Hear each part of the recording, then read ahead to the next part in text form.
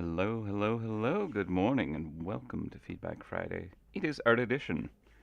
Welcome to the stream. Hello. Good morning, good afternoon, good evening, wherever you are. Yes, it is Friday the 13th, and we are going to draw some kind of spooky, scary trapskin, if you will. Hello. All right, I think we can just kind of jump right into it. So I've already started something earlier in the week, but I'm not totally happy where I've gotten it to. So I'm going to need your assistance in trying to shape this into something great. Um, yeah, let's just take a look at what we got. I'm working on a Halloween trap skin for the Chrome Dragon Slayer cannon. Let me just pop on over. I guess this needs to be facing this way. Um, I was kind of thinking of making it like a monster, but I don't know if I've gone too creepy. Um, I kind of want it to be a little cuter than it is. Like the eyes add a nice kind of cuteness ish, but it's also like horrifying finger teeth kind of thing going on. Um, I don't know what direction to take it. Originally, like I've kind of gone all over the board with this. I had kind of like it was made out of like skeleton bones and jaw bones and ribs and all that fun stuff. Uh, but it was kind of just like it felt not right for tone. Um, and then kind of thinking like it could also work as like a curved pumpkin kind of texture to kind of like pull it away from the gore kind of vibe. But yeah, I don't know. What do we think of something like this? It's a little monster kind of critter, but maybe it's too creepy for people. Yeah. It is, yeah, sandworm. I see. Um, I'll have this one up here. Like, let's see. If I do this, it's like riding the back of the sandworm. You know, get like little arms with those like hooks. There you go. Have it plowing through like sand dunes.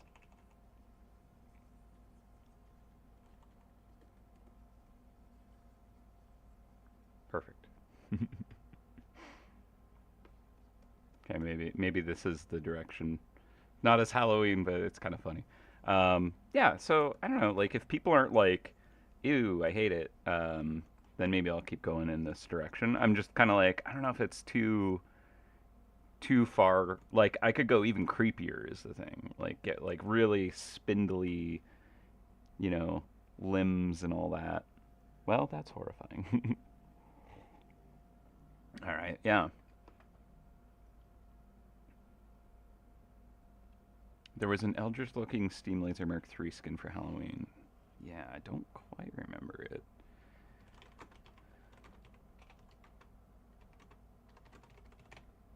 Being so many over the years.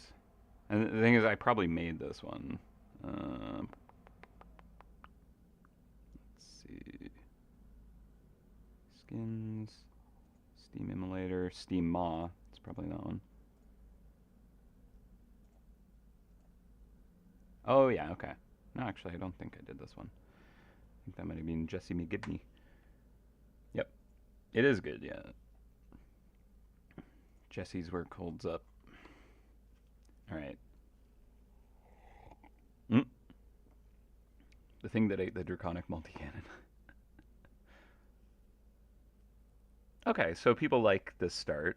I mean, as long as it's not like I hate it and I never want to see that on anyone's profiles. Like, I wouldn't want to like trigger any like arachnophobia or something like that by like making it super spidery or whatnot. But like, I do kind of want it to be a little Halloween creepy. We got a lot of amazing like Halloween and autumn kind of other skins coming through, and I know that the Chrome Dragon Slayer cannon is like a very highly used trap right now. So I don't want to kind of like have all these amazing skins that everyone's going to love. I guarantee they're wonderful.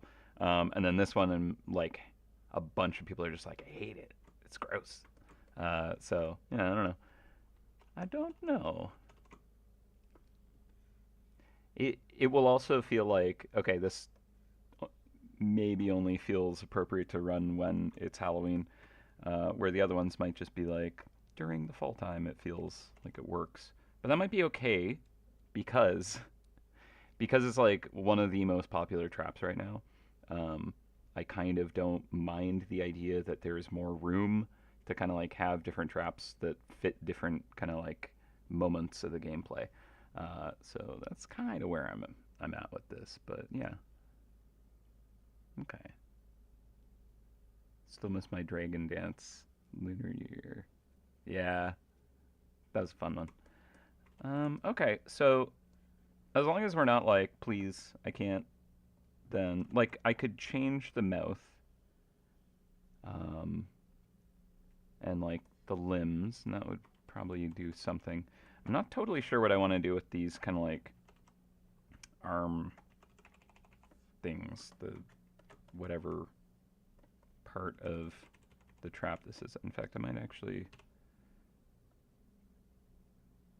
pull that out and move it to its own layer. Just in case I need to kind of like, oop, yep, no, that's right. Move that above everything. There we go.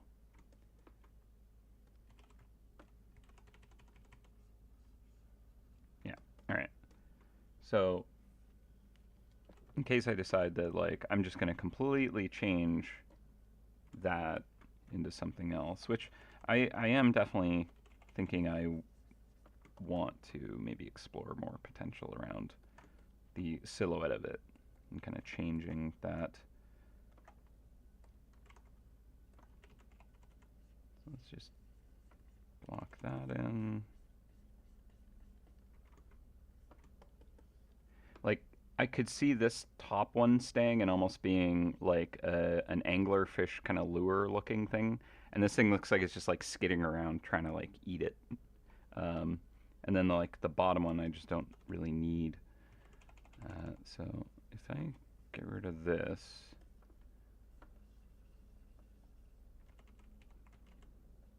and actually like I kind of want to do it on its own layer as well. Probably be easier for editing.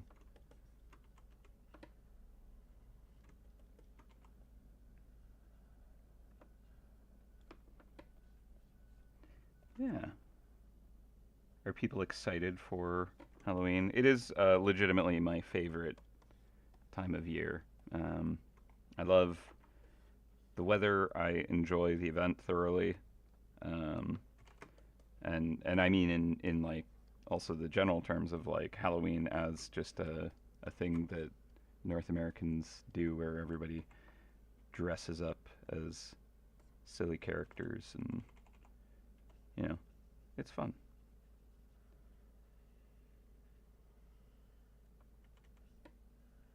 So this could be kind of like some kind of anglerfish lure looking thing, or who knows what. If we want anything out front, it could also be like kind of, I don't know, like I'm kind of imagining these little eyeballs as little characters, and then this maw thing is more kind of like a beast that they are kind of like hanging out on, or riding, or it's a contraption maybe. Like it'd be kind of cool if it was like some kind of weird machine that like sprang out of hell or something like that. Um, so like it could have this weird like lantern looking thing on it, maybe like a wrought iron kind of cage lantern that looks very kind of gothic. I don't know, just This is what we do. We spitball ideas, concept stuff, see if anything sticks and is inspiring. And you go from there. But yeah, so if we like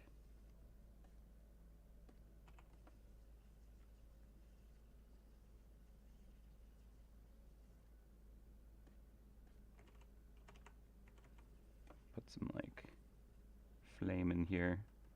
That's like too much fire for this little lantern.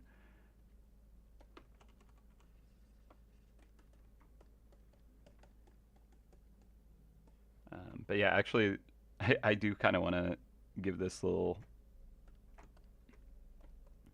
thing like feet and have it riding on top of it now. Bioluminescence is good, yeah. A fiery gothic like jagged metal lantern is like the most Halloweeny kind of thing that I can think of for that. Or it could be like a cute little ghost. I don't know. Like let's try some stuff. So yeah, like a cute little ghost, just kind of like leading the way or something.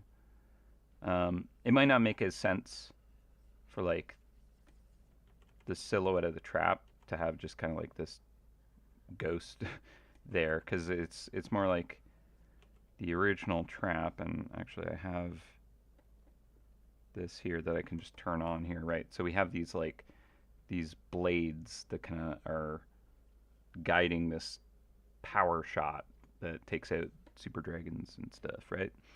um, so like a cute little ghost is maybe a little bit less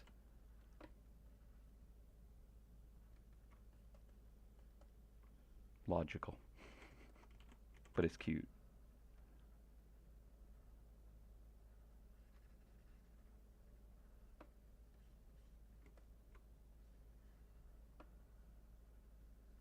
I would say that when it comes to mouse hunt traps and stuff, logic need not apply a lot of the time.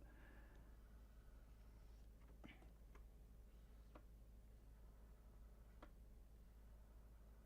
we go. We'll splash a cute in there.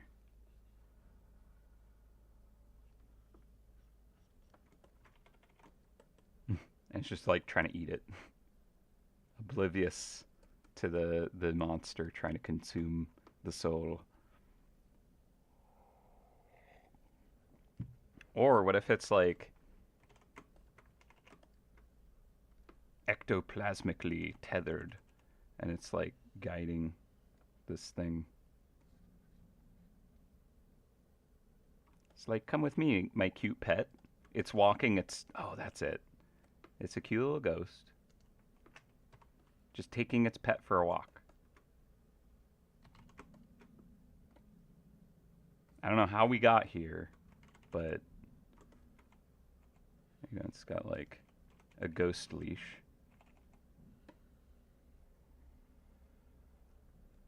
And then we can name it, give it like a name tag and call it like Chompy or something like that.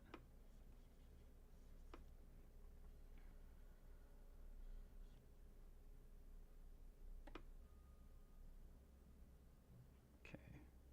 Oh, actually I move the ghost over onto its own layer so I can shift it around.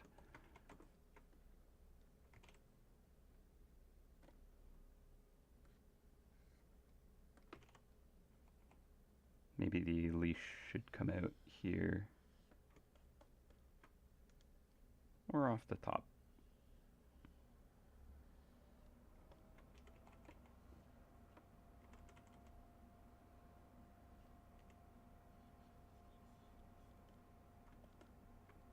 Do I need like a little arm coming off the ghost to like show how it's leading? Or maybe one of the little kind of like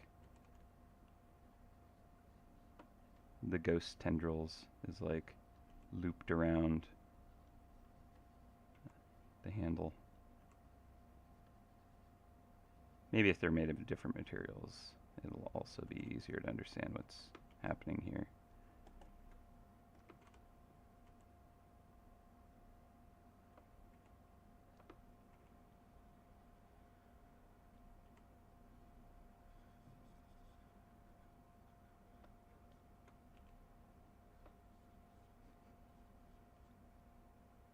Welcome to Feedback Friday, where Jacob just draws whatever the heck he wants.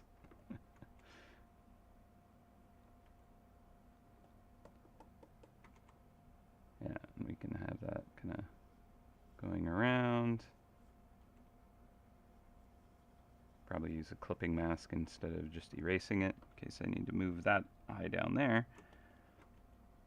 Maybe we could add like spikes to the collar or something like that. Make it not ethereal.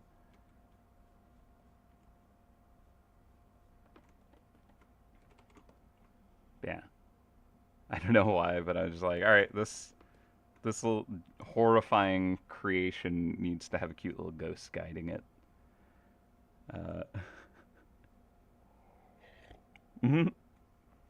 Be not afraid, says the ghost. Okay, ghost adds so much to this, and I just threw it in there as a joke, but I actually really like it now. The like contrast of cute and horrifying is something pretty good. And I'm gonna add like a nice kind of bloom glow to this ghost.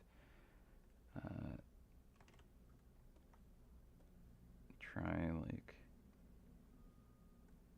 maybe like add glow.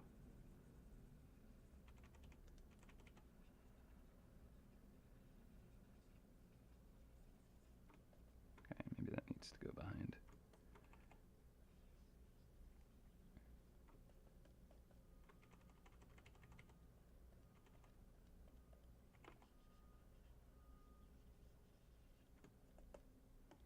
I like that they're walking away from some kind of crazy fire too. Like the ghost is just like setting fire to things as it goes, or I don't know. There's gonna be stories about this character, I think.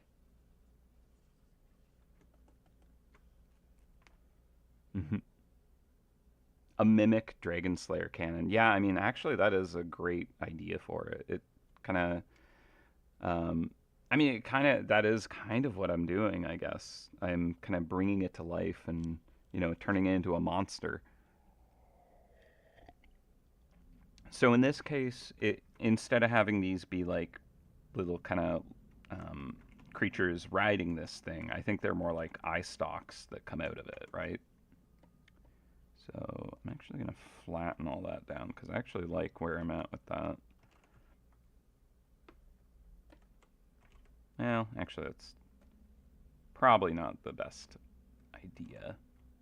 I tend to regret being like, I'm going to just flatten it to make it quick.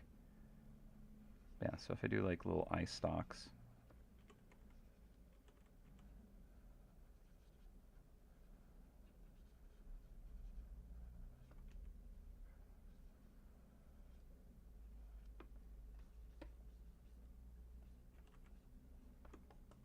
Like maybe this one is off the side like that, you know?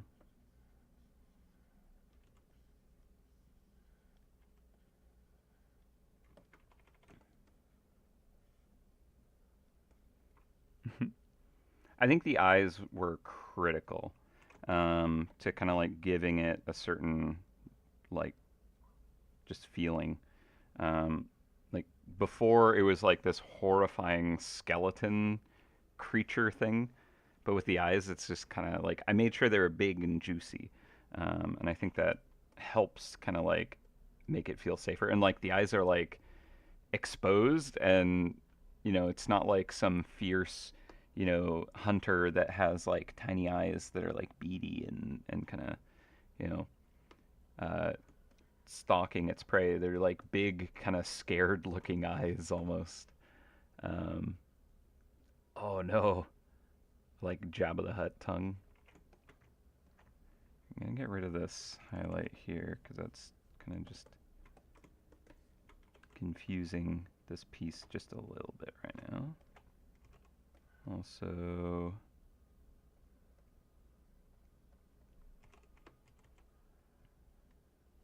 erase down here to kind of like preserve that ellipse a bit better. So you can kind of like see the shape of this maw a bit better. And it is a maw.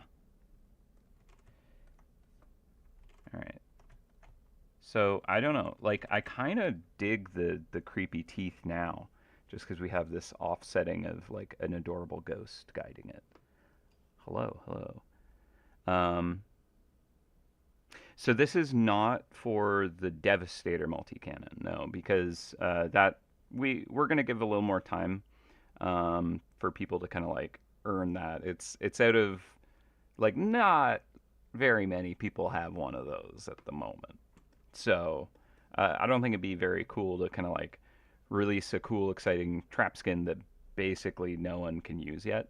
Um, like I think that a lot of people are gonna be using their Chrome Dragon Slayers, so better to give a trap skin for the one that most people would be using, and then like whenever there is kind of a lot more people that have their their Devastator,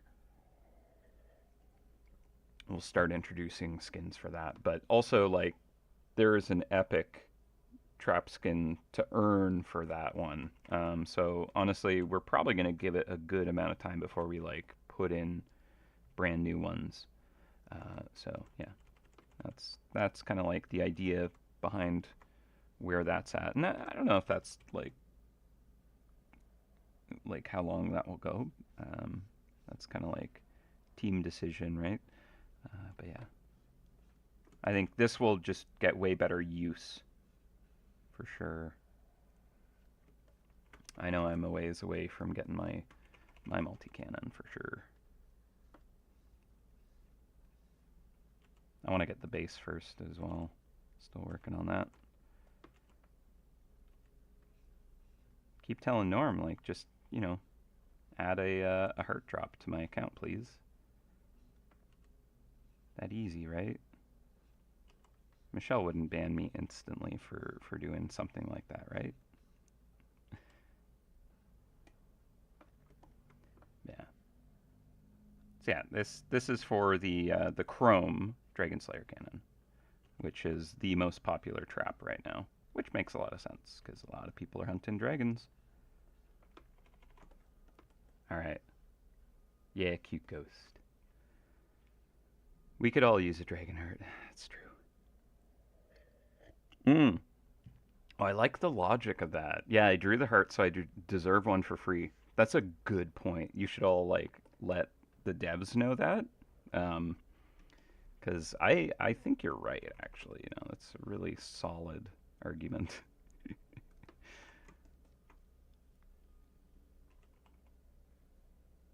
Okay, so I'm gonna have the collar kind of wrap a bit more. Thank you. Kind of around the shape of the body when I kind of determine like what kind of lumps and spindly bits are going to be on this creature. Originally, it was like made of bone, and that was kind of interesting. But I don't know if we want to do that. Um, we could do it. Could be like made of pumpkin. It could be made of like weird kind of like fur chunks. I think with the ghost and the big juicy eyes, we're kind of in a territory where we can go like silly and whimsy and also creepy, and it'll actually be a really cool combination. So, um, yeah, what do people want to see on here?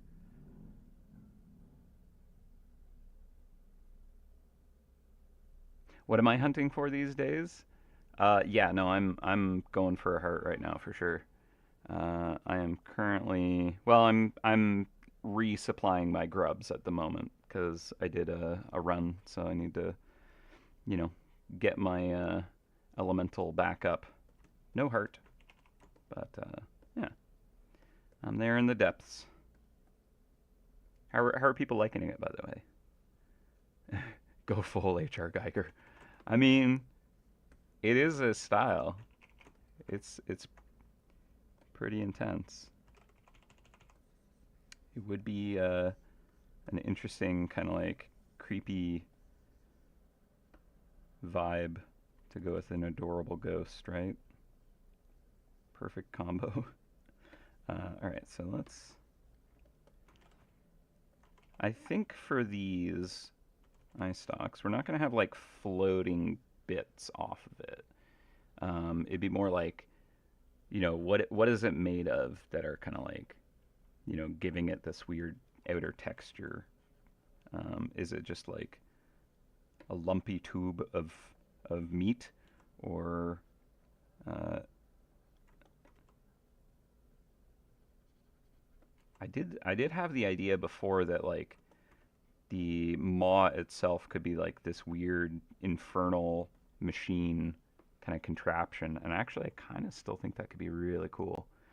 If it's more like, instead of like bone and kind of like creature, it's this like metallic kind of monster, that's like breathing and spitting flame or something, led by this adorable ghost. So it's just this like terrifying weapon that it's just leading around to enact its revenge.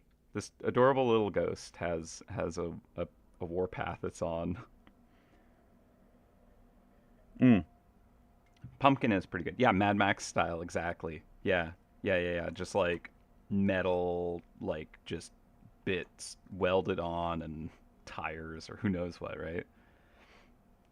The ghost is good.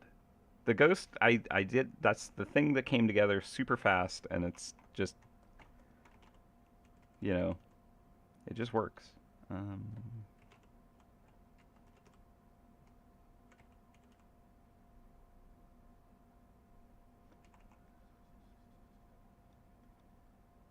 little revenge ghost. It's on a mission.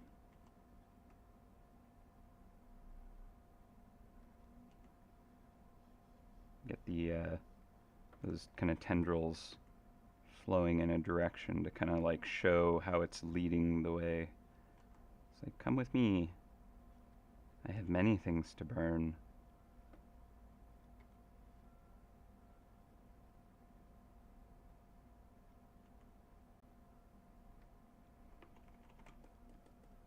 Nice. All right.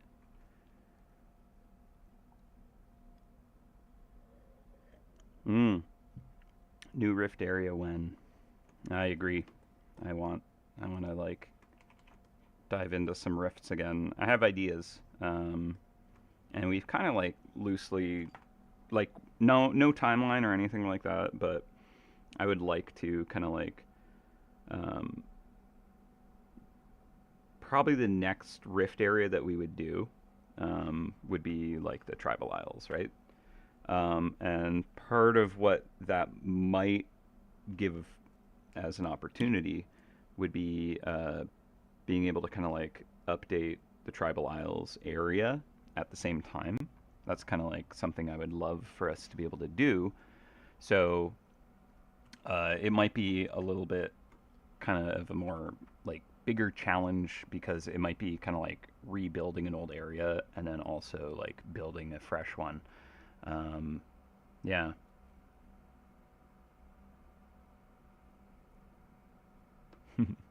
Do not remove no, the ghost. The ghost is here to stay. Ghost is like the MVP.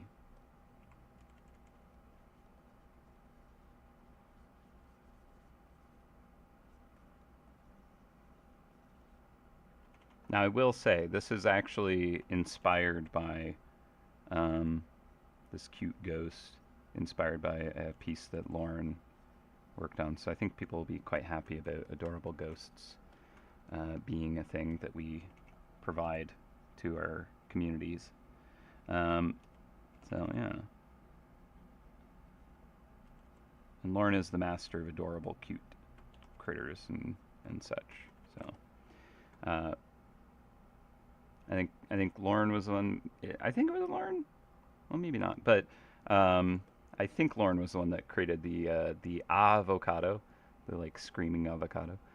I might be mistaken about that, but yeah, there's a lot of really cute designs, and this ghost is absolutely kind of inspired.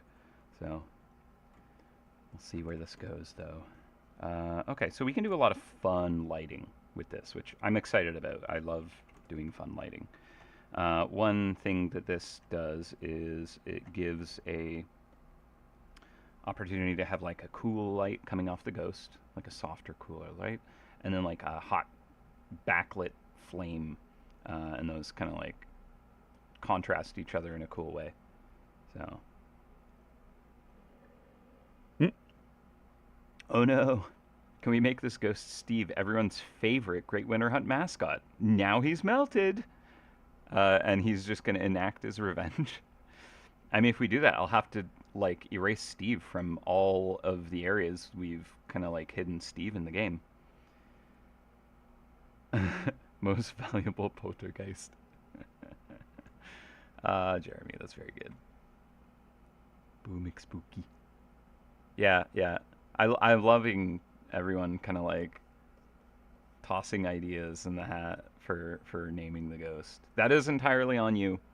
You all as a community get to name this like revenge-driven, adorable monster.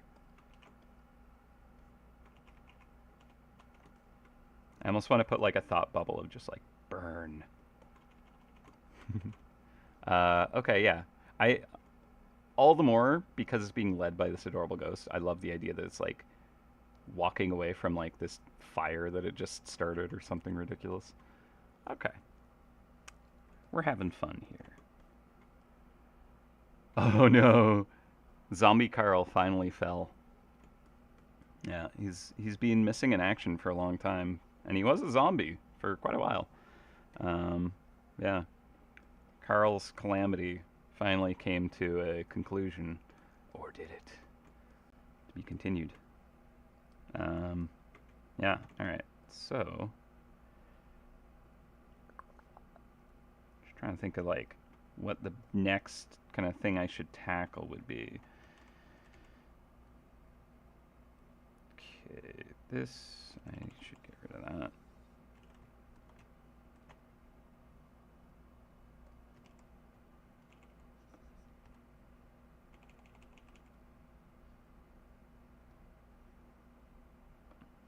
I feel like the creature being led could use some kind of like defining. Um, it's still feeling a little nebulous to me in ways, so I wouldn't mind kind of like really figuring out what we're dealing with here.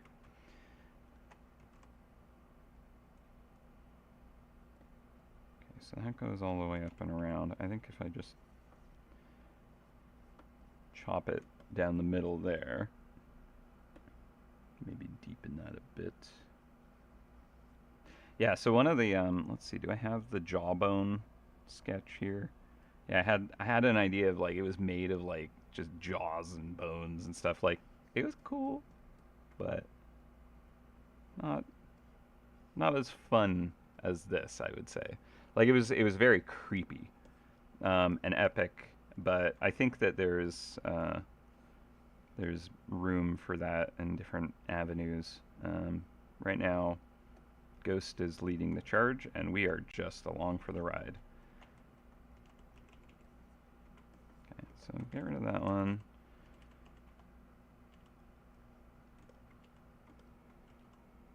Halloween absolutely should have whimsy. Like I am all for like some fun kind of scariness, but for the most part, I enjoy more campy, kind of silly and like whimsical level of kind of like spooky, right?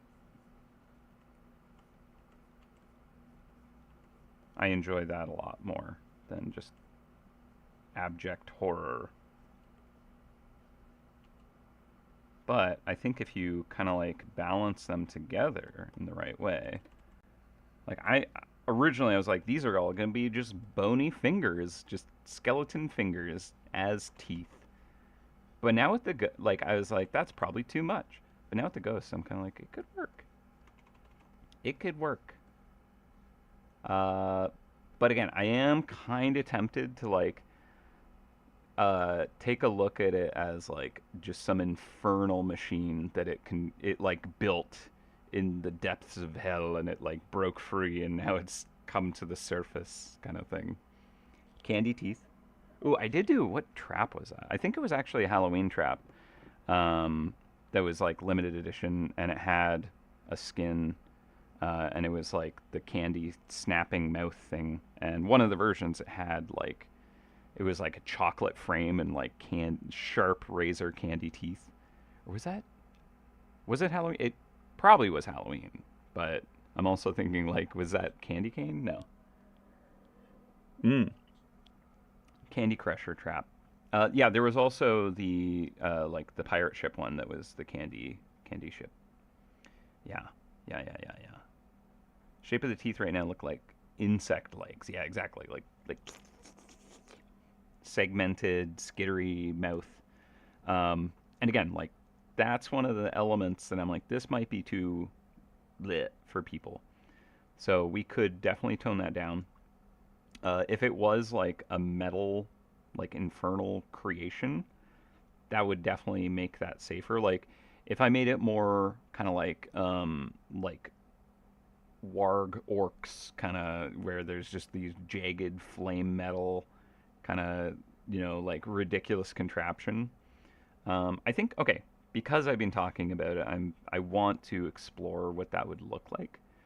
So maybe I'll kind of throw on a kind of like charred metal chassis just to see what we get. Because honestly, I do think it'd be hilarious if there's this cute, adorable ghost just like leading this terrifying machine. Um,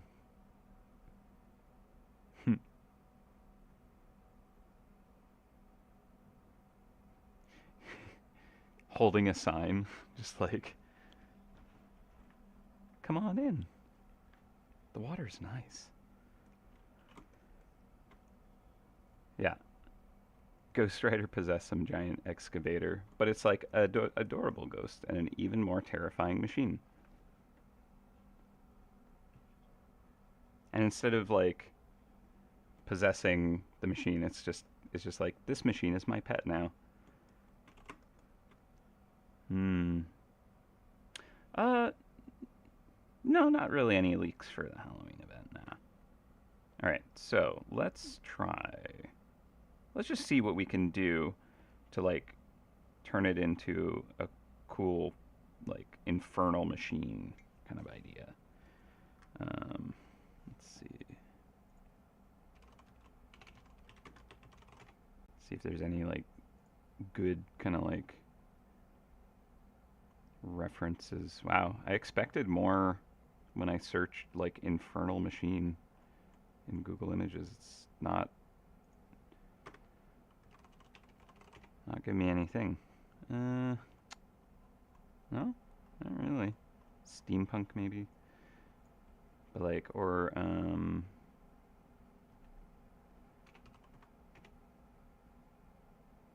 yeah, more orc.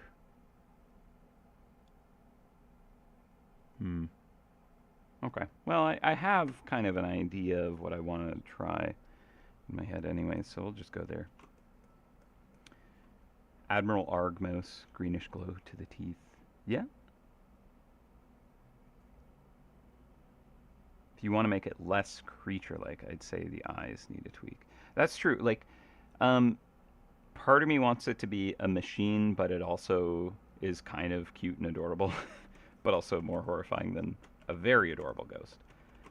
It's a weird challenge. Like I'm trying to thread this needle, and I'm kind of weaving into a lot of different territory and trying to find where I even want to actually land it. Um, so right now we're really just kind of workshopping stuff that I have no idea if I want to go in that direction. So far, the only secure thing is now this adorable little monster. Um, the contraption itself has kind of been demoted a little. Now let's move this down to there. That. Move that up here. Okay. So what we could do is do like a sketch layer actually, and just kind of like try and work out, okay, this should be like a giant metal plate bolted on or something like that with big kind of chunky bolts. And like there should be like gaps. And if there's like this internal combustion engine thing powering it, there'll be like gaps where flame is able to kind of like spout out or something like that, right? And if it's like, you know, some kind of hell machine, it's going to have, you know, more jagged, kind of sharp edges.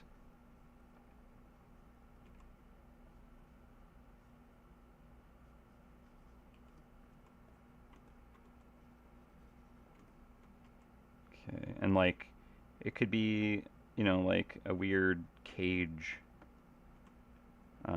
Like I think it would be cobbled together pieces of metal, right? Like twisted chunks of metal that are just kind of holding this creature together or something like that, right?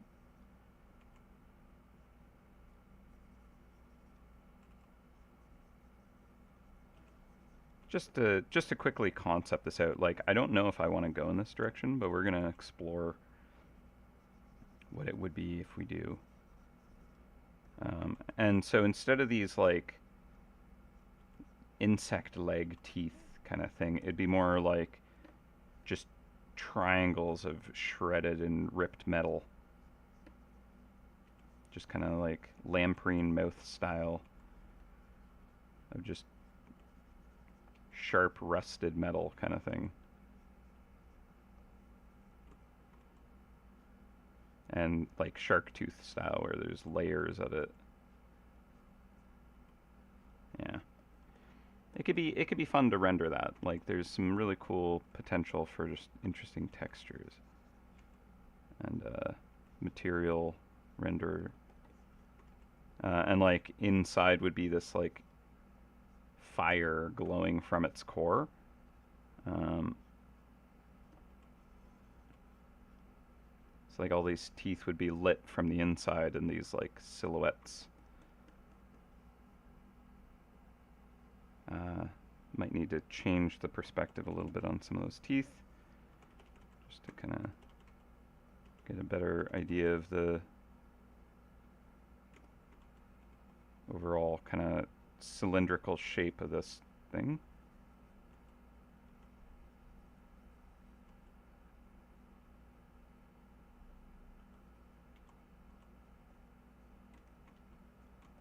Okay, I will hide those for now. But yeah, like, so just big kind of missing gaps where like the core is exposed or something like that. Just like a pipe coming off of it for whatever reason. And it's like cobbled together with like duct tape kind of look.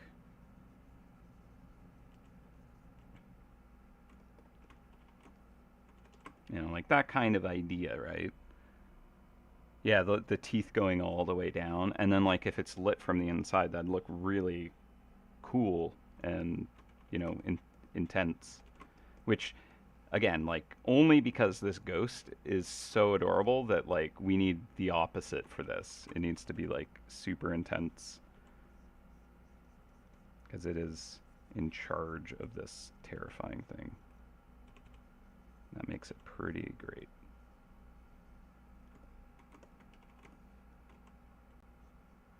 Okay, so I think something along that vibe could work here. And again, like the eyes are very similar, where it's just kind of plates bolted onto plates that are just rusted, jagged metal. Nice. Okay. Yeah, I think I do want to explore that. And again, I do like the idea that there's still like creature's eyes in it. It just makes it even weirder. Yeah, yeah, Mad Max Fury Road kind of.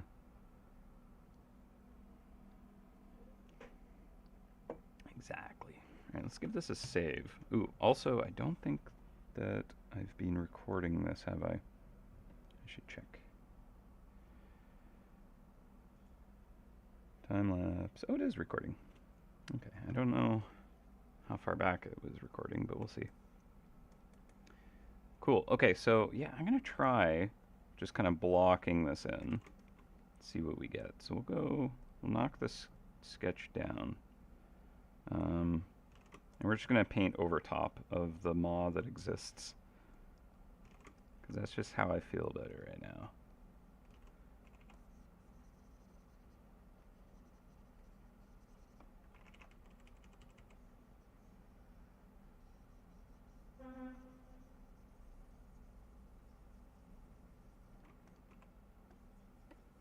And we can just kind of block it in really quickly.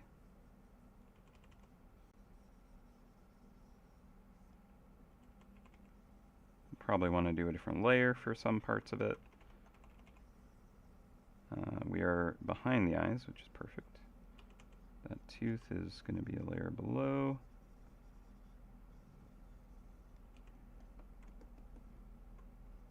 And we'll do a different layer for the stalk floating out there. Great. It would probably be easier if I hid the layers below it. But or just worked off of those.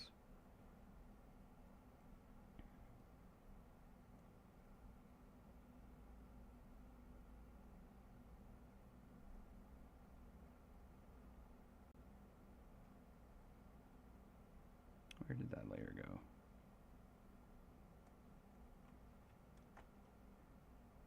Okay, I'm gonna grab everything below here and put it into an alternate folder. This one's kind of like the more monster version. This one's going to be more the infernal machine version.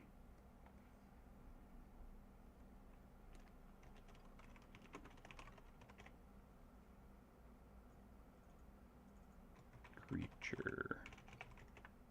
Cool. Okie dokie. So, now just like turn on and off creature as needed. Okay, so we're going to do a layer below this. We'll do just a slightly different color so we can get the placeholder set up.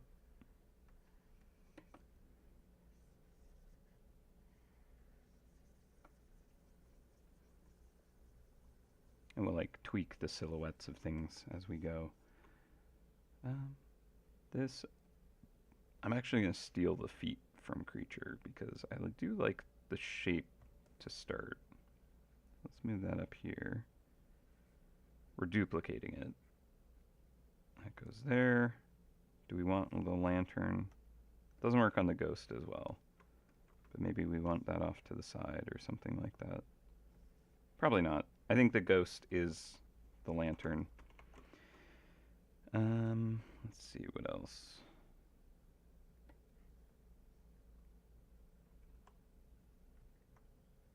Okay, we need these eye stalks to be their own.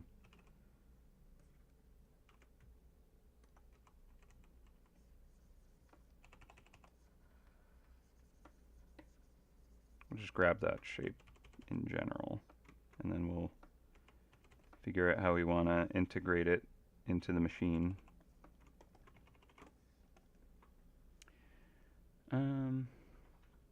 Metallic fake braces.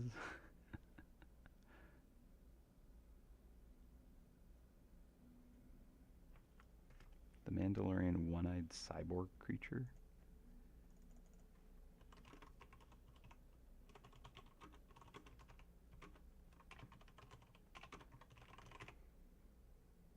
Ooh.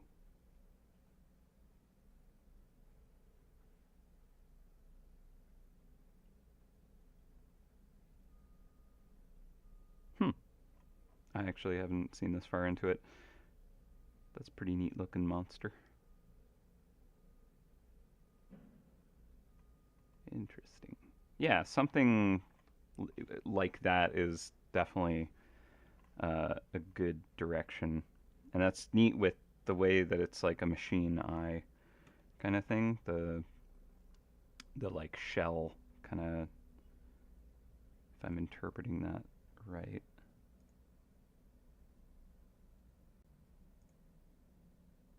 Yeah, I need to see it like moving, I think. But yeah, that's a neat kind of inspiration piece right there. I like that. Okay, this one's gonna go above.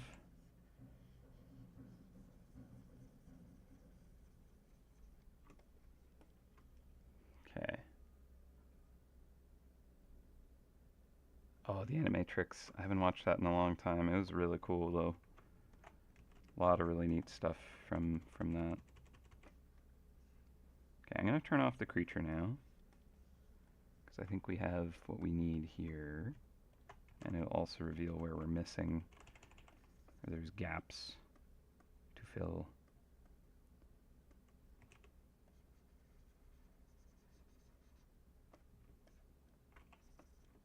Did I paint over a layer that I needed for creature? Maybe I did. Let's check.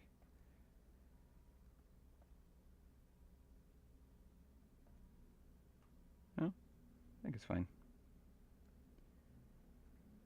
Alright, well, let's go back to Infernal. See what we got here. Okay, so we've got some eye stalks. They're just, again, like super, just literally blocking in the area, not even a shape yet. These I'm going to go a lot darker to like work off of that silhouette of the fire. Up here, don't need to go quite as dark, and honestly the color itself is going to be changing quite a bit. This has many gaps, I see. So like if I fill this with some horrifying color, we can see just like, you know, where gaps exist. Actually, it's not that bad. And we do want gaps, to be honest.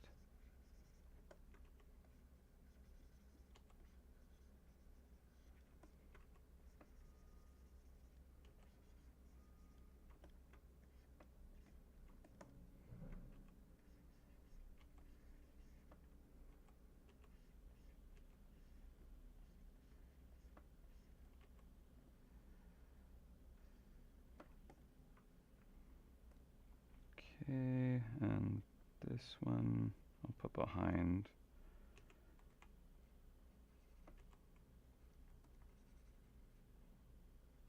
Sorry about this, like, color palette we got going right now.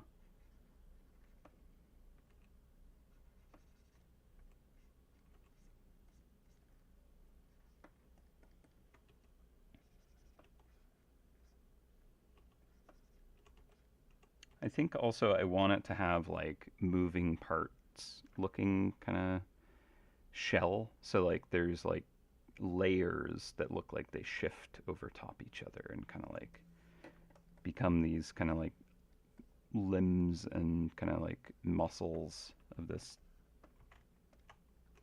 thing.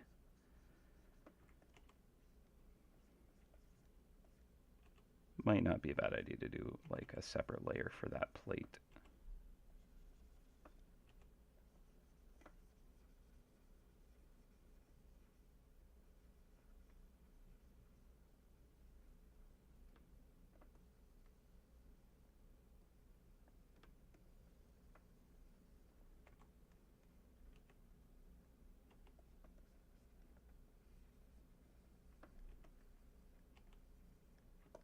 Okay, do one on top of that. Just go darker.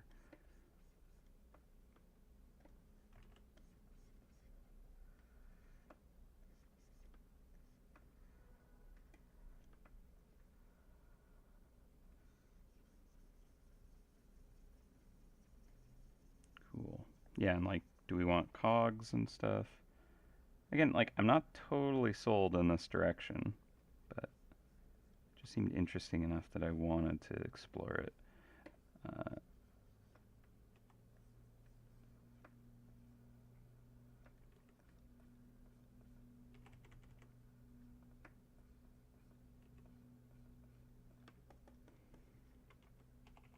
Get like another layer of something here.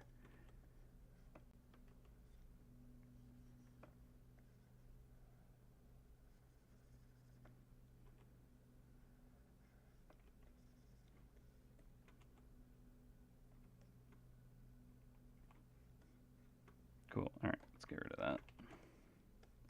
Okay, let's try and just kind of block in the general lighting of this so that it's a little more nice to look at. So we could start with the inner mouth. So I'm thinking we can go like really dark, like burnt iron kind of look. And then get some like rust colors in there. But then ultimately inside of the core is like this fiery kind of glow. And actually I'll do another layer for that. And let's use the triangles brush. We haven't used triangles in a long time. We need particle size increased. That's maybe one too many. There we go.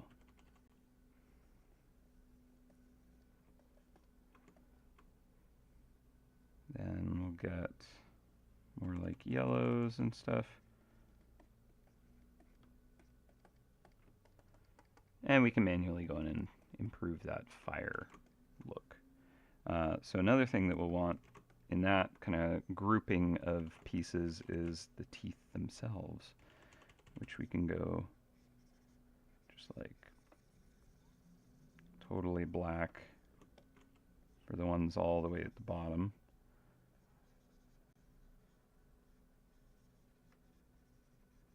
But they'll be kind of like,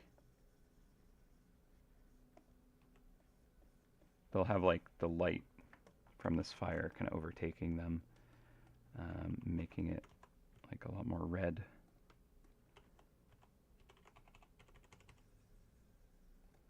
Whereas like the further out they go, the more silhouetted and in shadow they'll get. So let's go for this layer next. Or no, this middle ground here.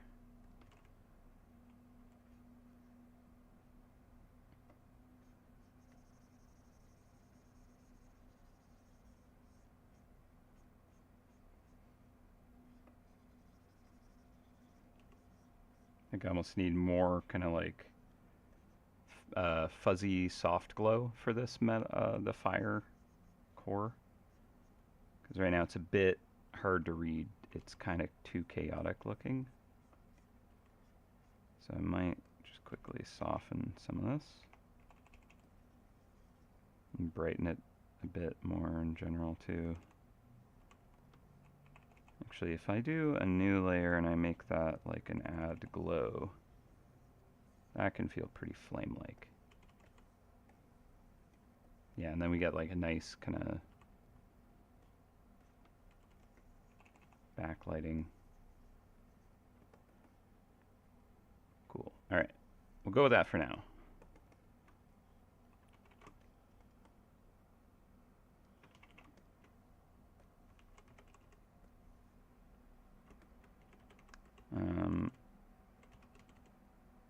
You want like these edges to be super sharp too.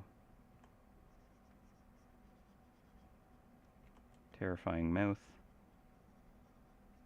full of rusted, jagged metal. Do not get bit. I'm going to turn the sketch down more.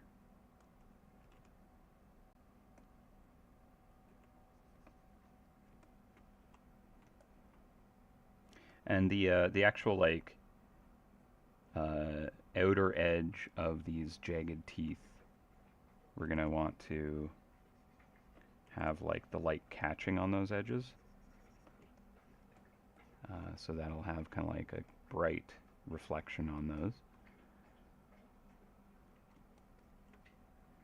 Okay, and another rack of metal teeth. These I'm gonna brighten up a bit as well, somewhere in between those two. But let's try out that like edge that I was just talking about.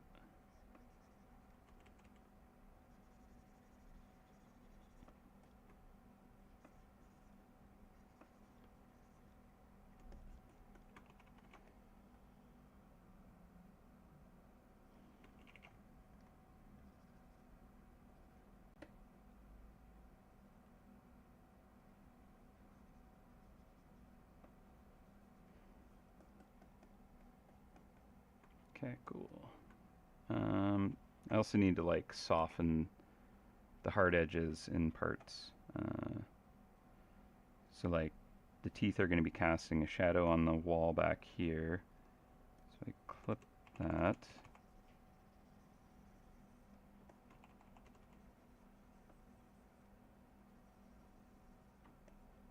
Like I actually want to shorten the teeth so there's more potential for this kind of cast shadow to rake along the inside of this. But as long as we kind of get the concept from these examples, I think we can kind of see if we like that direction and move forward with it or not. So I'm going to do another clipping mask layer.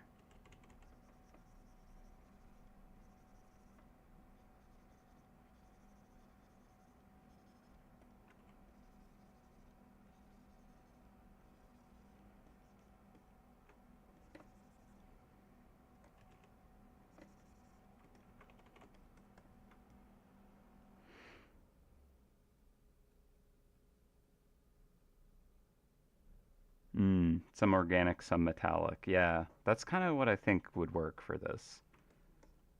The organic eyes, maybe there's like a little bit of like fur or something like in this, but then there's just like this bolted metal on it.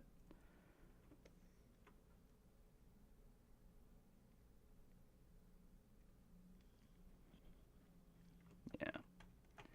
All right, cool. So let's do another layer of teeth, and then we'll move on to other details in here.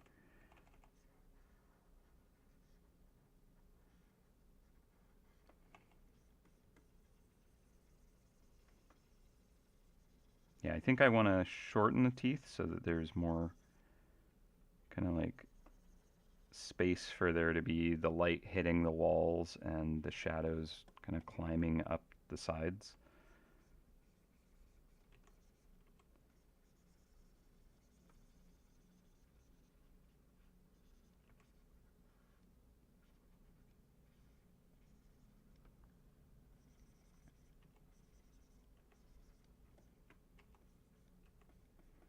Also, the metal like bending inwards probably would look extra intense. Like if it snags you, you're only going one direction in this thing. The teeth trap you.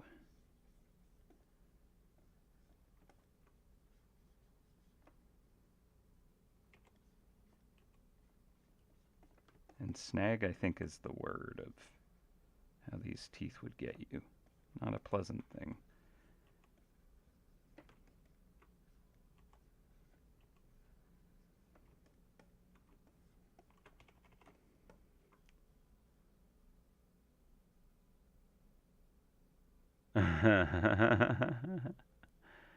Spirit, spiteful phantom instigating revengeful initiation of traps.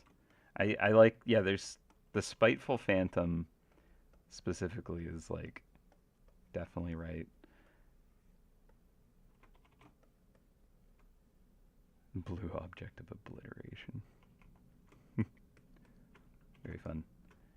All right, so if we have it be like a really kind of like dark wrought iron, I think we should have a little more of this kind of like background glowing with this kind of like fiery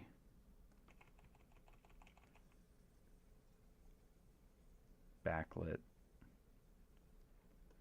But I do like the idea, the kind of visuals of it's like leading it away from a big fire that it's started. So we'll get kind of like thick smoke, and there's just like the left side of this smoke is lit because there is just a blazing inferno just off screen to the left that it's kind of reflecting the light, catching the light.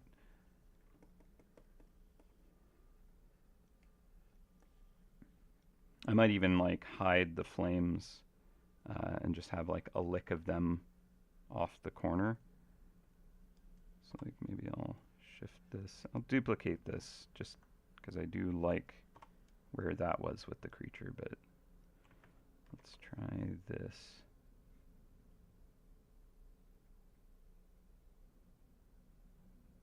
I just want like the tiniest hint. Like all the lighting will imply that there is just a crazy intense fire off screen is kind of the idea.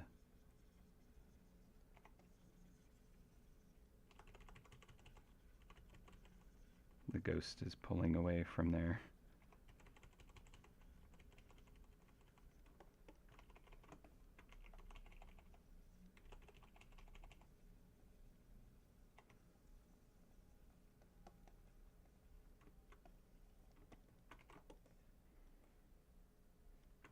Okay, cool. So I want to now get this layer having a dark silhouette. And then we can get, let's try an overlay. Would that work? Might not work as an overlay. No, we need like,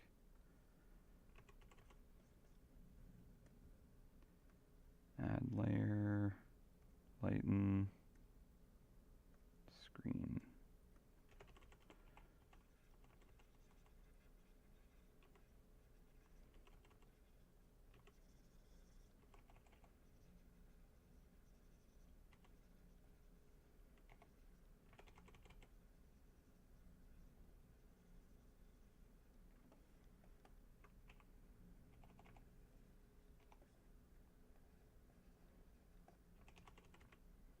Okay, so we are a little past 12.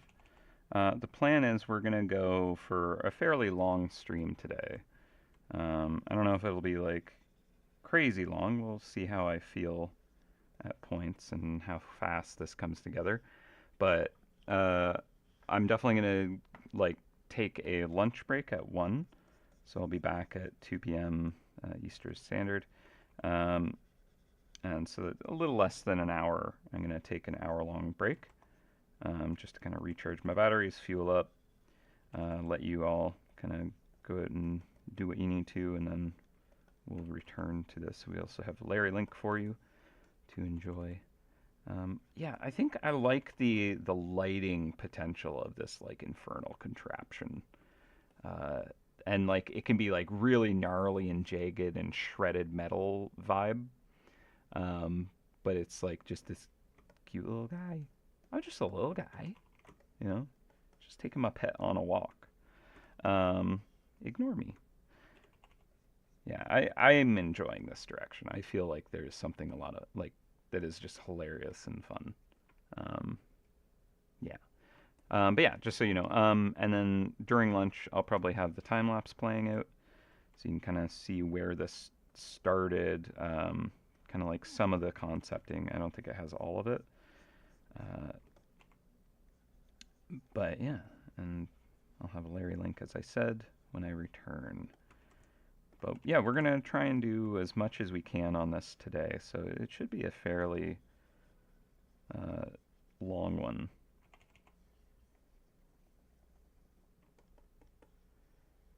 Cool. What will the legs be like?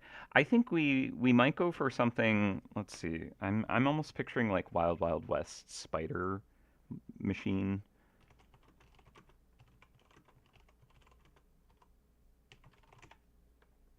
Yeah. Maybe not like that kind of like uh, antenna tower kind of structure, but more just kind of like strips of metal, kind of like with kind of like levers and kind of brackets strapped around it. Flame ordnance moose. Trying to picture that one.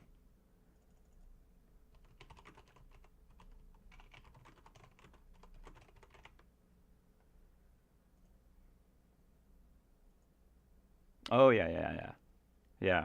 But more like just the whole kind of like this is cobbled together out of like like junkyard rusted metal that was ripped off of the hull of some kind of like ship or machine and just kind of repurposed.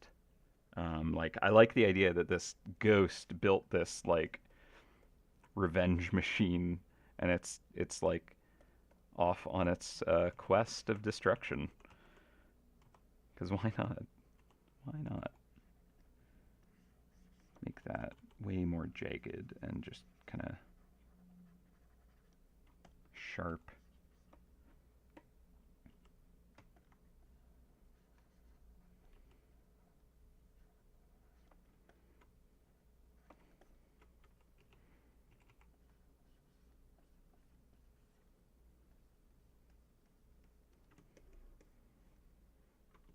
Yeah, let's get a gap between that, and then we'll have plates bolted across, kind of like lashing these halves together, right? And there's kind of like a flow if I kind of like have that curving downward.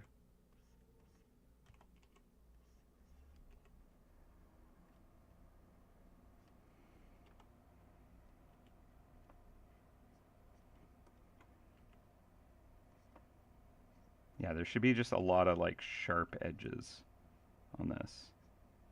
This ghost does not care about like soft mortal hands kind of like hurting themselves on this. They don't go around deburring the edges of their contraption.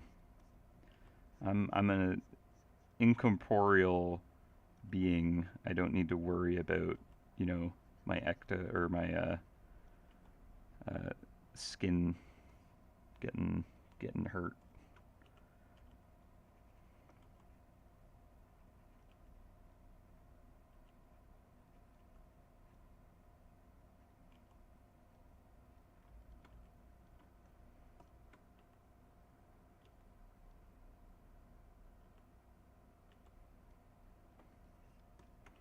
Yeah, and just like actually ripping metal, where there's just these kind of splits, kind of tearing down the sides. Um, you get this if you have like too much stress built up in your metal and it's actually ripping or like mushrooming out, like it's being bashed against something and it's just kind of like falling apart almost. Kind of looks like it exploded from the inside out.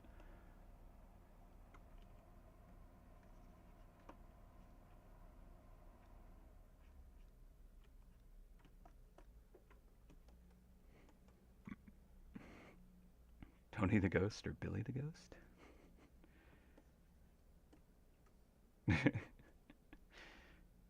Ghosty Sturk.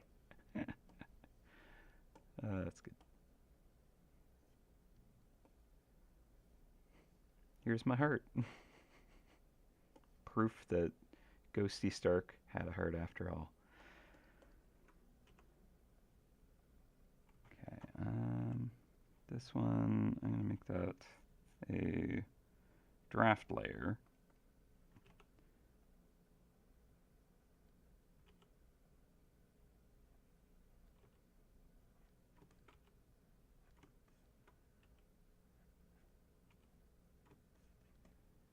Yeah, just I like this kind of ripped metal texture. It just looks extra kind of like uncomfortable.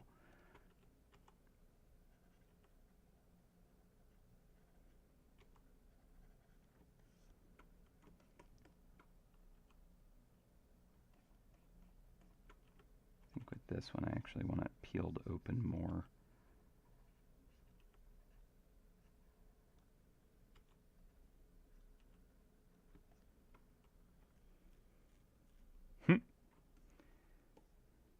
He had the mythical dragon heart all along. So true.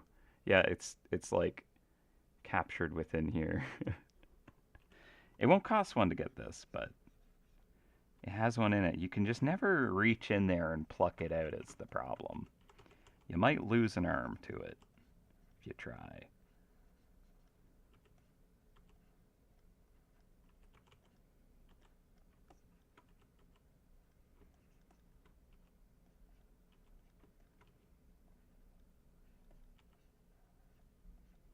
Would not recommend reaching into this contraption. Not a solid plan.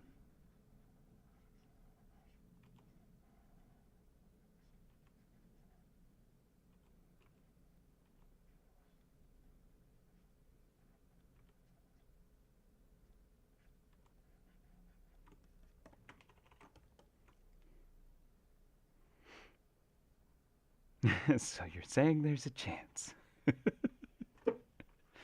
I won't stop you. Little ghost guy will probably encourage it. It's like, yeah, reach on in there. The water's fine.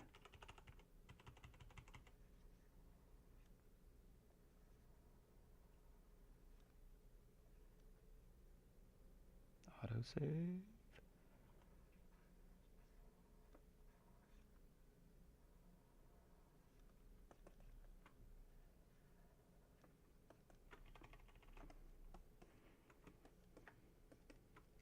Yeah, and I'm gonna get like a nice little soft, happy, like cool glow on the front edge for all this jagged, shredded metal.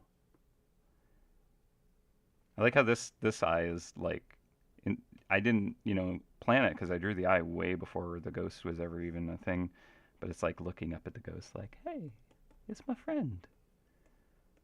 And this one's just like looking at us like, you're next. You're next. Yeah, so the feet, yeah, I want to make it just kind of like just plates of like bars and weird kind of like pieces from old machinery just kind of cobbled together to make these kind of joints.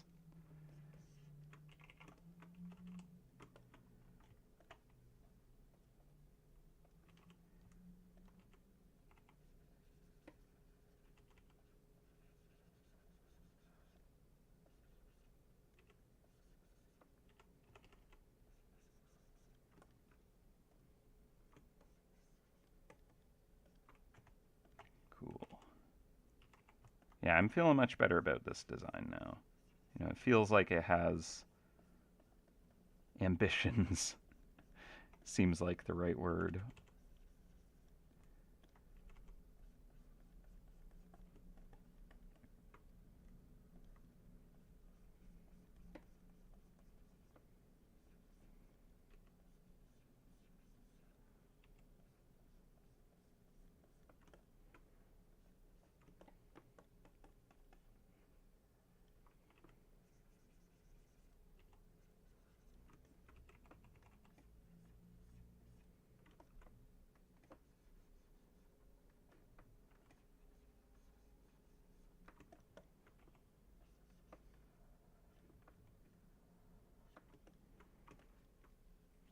Definitely get some of that inner fire up there.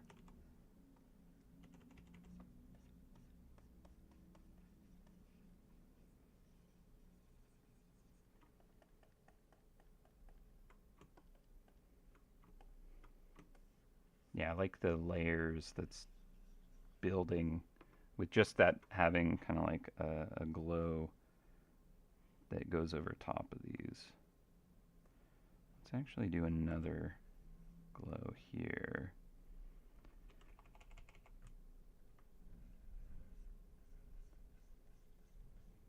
Because that's going to bleed over those edges.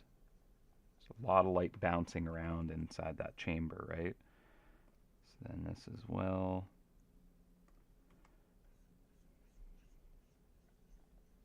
Just kind of help build up some depth. Pull that back a little bit there, maybe. I think we might do another row of teeth even. We'll go more red.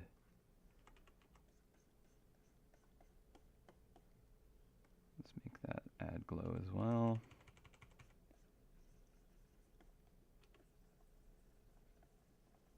That one I don't think needs as much kind of like bloom glow over it.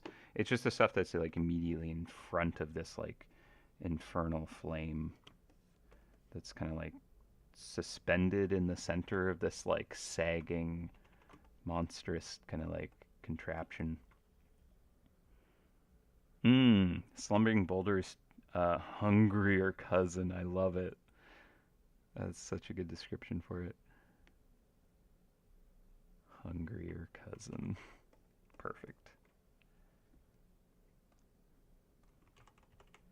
Okay, we'll get that same kind of like edge snagging the light, if you will. Maybe we'll go a little more orange for further away from the core of the fire.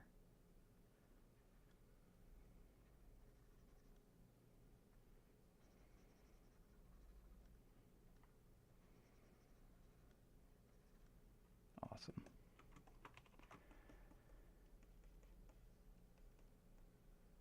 Yeah, I think I can play around a bunch with that like mouth. But I'm gonna work on the exterior before I get too caught up in the finesse of the details. I think it'd be better to balance it anyways by kind of like working on the whole piece before I get too caught up in any specific details.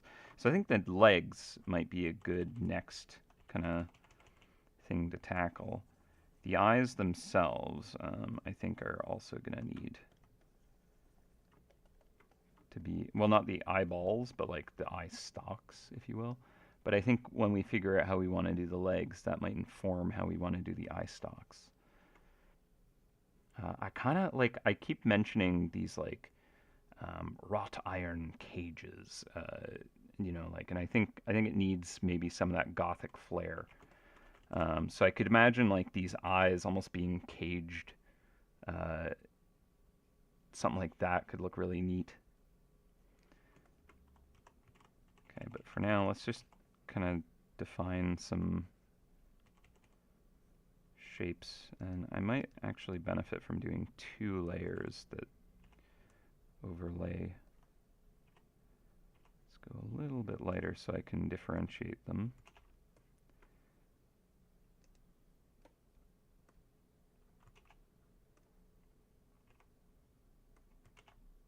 That's a bit too light. Okay. Now, kind of just strap some plates and bars onto this and see where we go.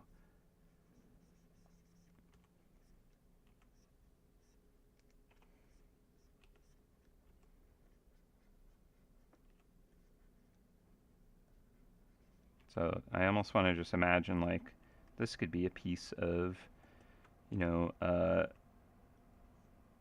an assembly for like a steam engine. Like there's some kind of bracket with like, you know, maybe this is a slide here,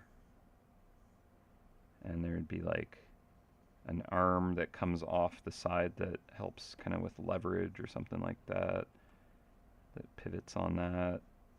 But then that ripped open, it like had too much force and that kind of tore. And that's why this thing is thrown into the scrap heap. It failed.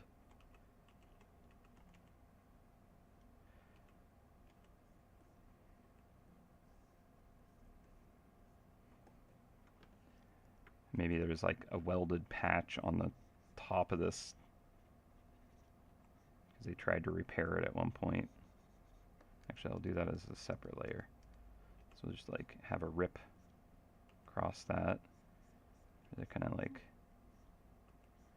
split there. And then there's just this patch that was welded on. So let's make it smaller.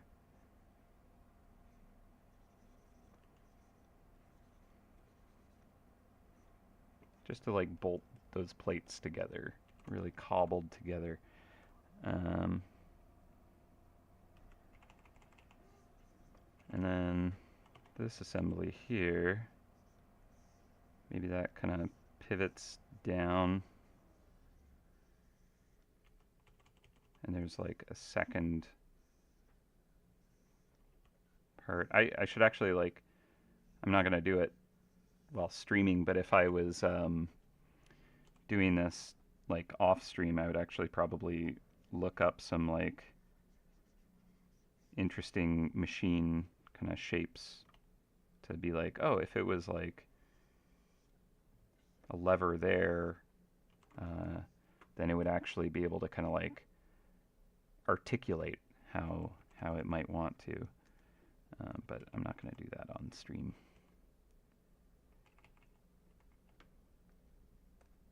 Maybe I'll get a third layer for behind. I could see there being almost like a plate here.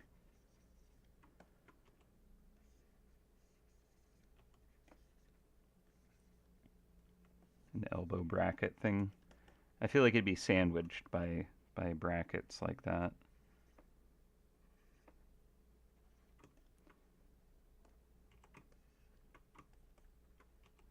So let's get another one of these. Kind of.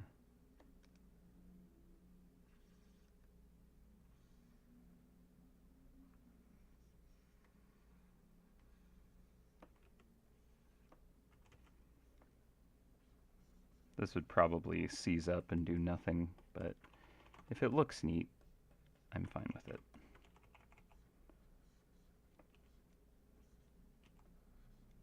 Okay, so this will go behind the base here. And just kind of like, it's almost like toes on this thing.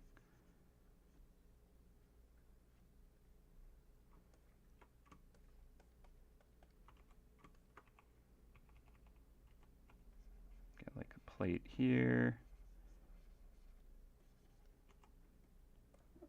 Get a plate behind.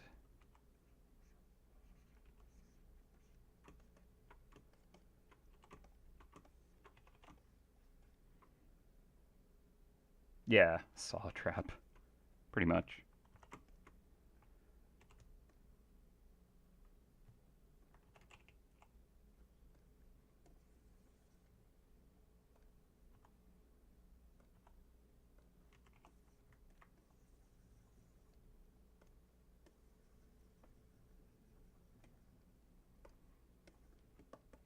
Okay, and then we'll get this like orange glow just kind of hitting the edges of things. So we'll have this one kind of come out in front, just so that you can kind of get an idea of what is happening with all these layers, but it doesn't need to be too specific. So that's going to be maybe even the blue from the ghost that's kind of lighting the tops of these. Should be kind of nice to get some of that color going.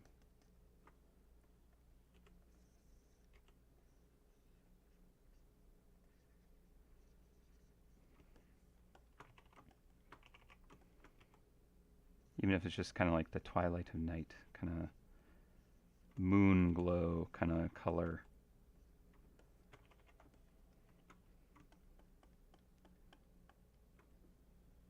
Okay, and then the one behind.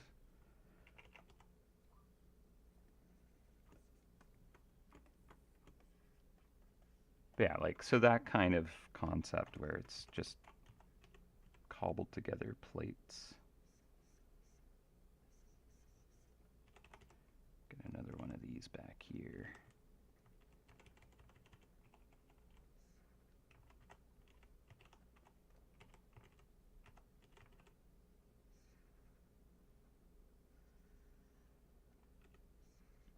They're like not even aligned.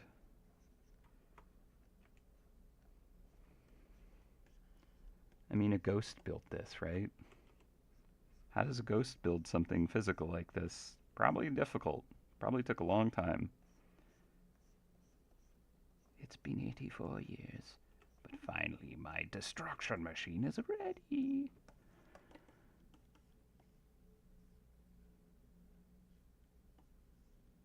I'll have my revenge. Yeah, so that's the idea. I like it.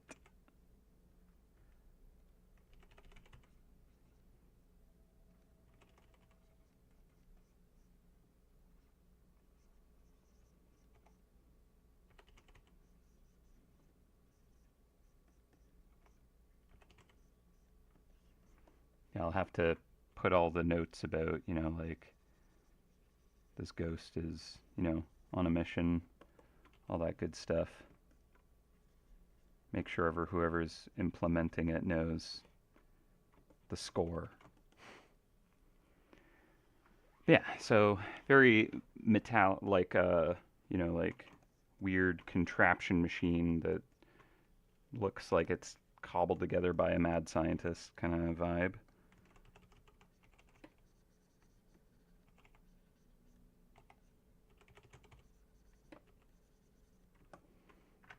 Let's see.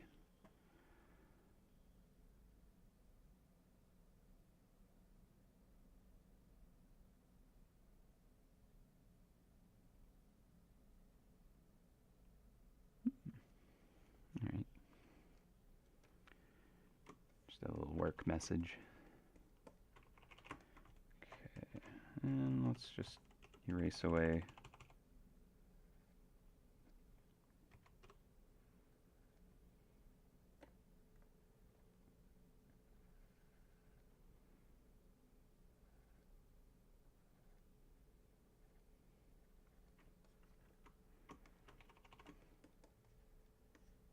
Kind of like the idea of it looking kind of fragile. Um, a conveyor looking base, a good idea. There's actually a trap that one of the first traps I designed.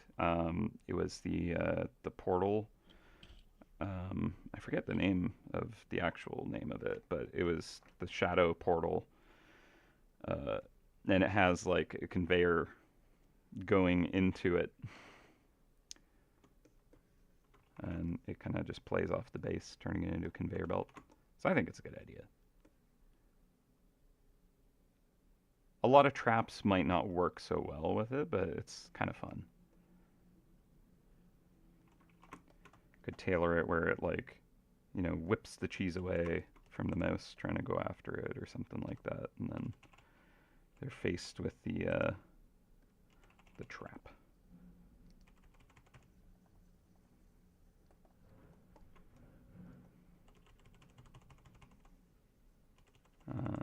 And then we'll just kind of quickly block in something for this stock up here. I don't think it has like an internal glow. I meant to do that as a separate layer. Oops. Oh well.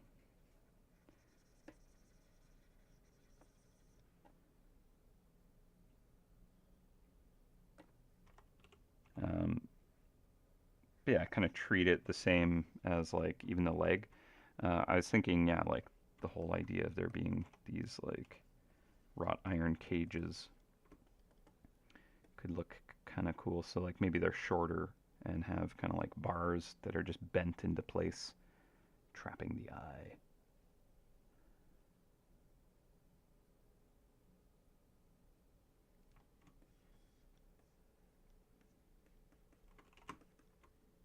Okay, and then the back of this, I like having very strong edge light there.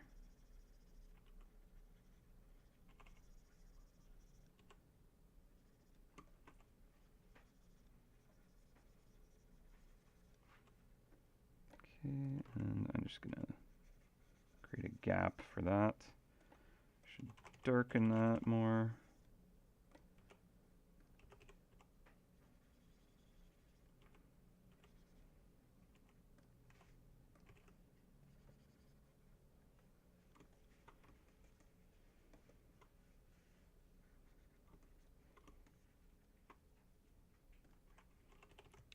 Cool. All right, and I think it'll be very similar to the teeth in here. I'm gonna get kind of just like a bloom of a glow to kind of go over top of the whole thing. Just kind of soft. Kind of like that, but should it be clipped?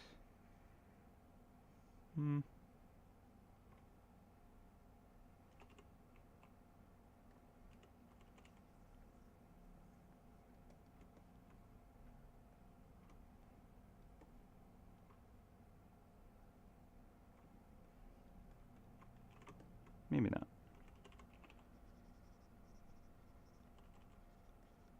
All right, so we're coming up on lunch soon-ish. Still a bit to go, but just kind of thinking like I want to tackle the big stuff first before breaking for lunch, so that when I come back, it's more kind of like, okay, focused rendering. So what kind of stuff should I really tackle to kind of like make sure we're in a good place? I think that the eye stalks need a little bit more kind of like solving. The ghost is great. If anything, it's just kind of like making it really nice, smooth edges and getting the glow just perfect. But I think I want the rest of it solved before I go after that. I think there's kind of more color balancing that I'm going to do based off the ghost.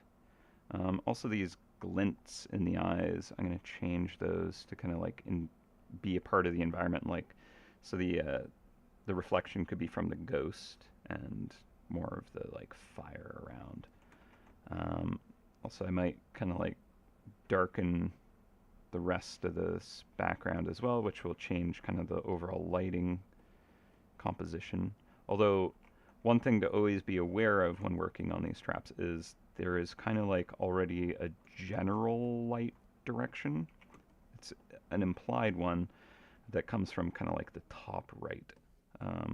Because like you can see like the base has that, the cheese has that. So often when we do just kind of like a generally lit trap, which is almost every trap, I suggest lighting it from kind of like an angle up here down into it. Whereas this is going to be very much backlit. So we want that drama of the backlight. It's very dramatic, it's high tension, exciting, and just, you know, all around, you know, cool. But I don't want to kind of like go all the way with that and then suddenly the base and cheese just look like they don't belong in the scene. So I need to kind of have like a gradient going where like I might have some cast shadow from these feet going forward, but then I still need to like give this base the right light, you know? And I think maybe the ghost is kind of providing a bit of that. So I can get away with it, I think. Even if we have like our primary kind of like lighting is back here. The ghost is going to be our atmospheric kind of fill. Yeah. Okay, so I think I want to tackle this eye next.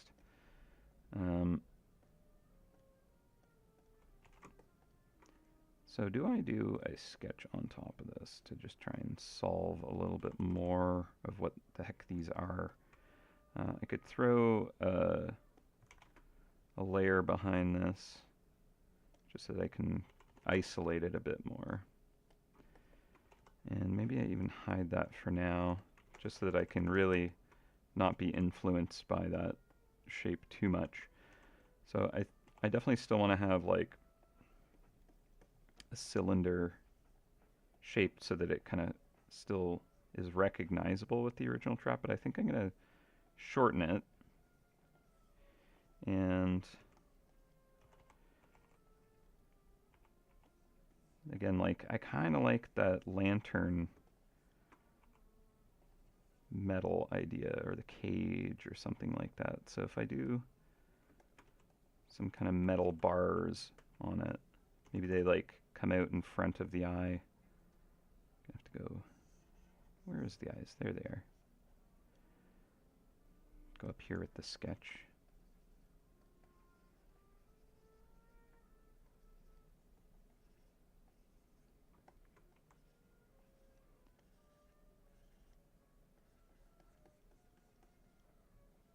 So if I have just, it's actually just a metal cage, and then the whole eye is just floating in there, that could work. Let's try something like that.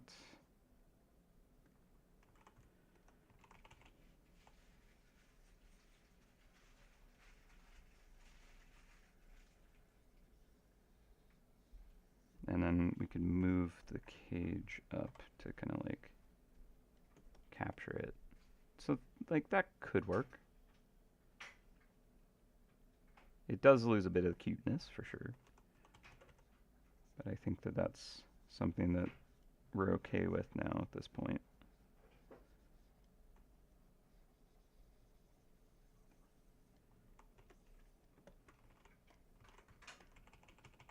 Let's actually get a sphere for this.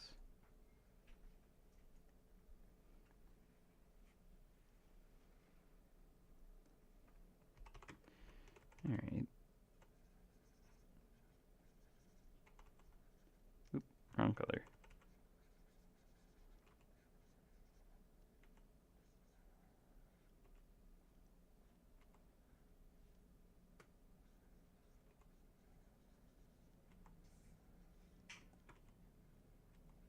Polterghost.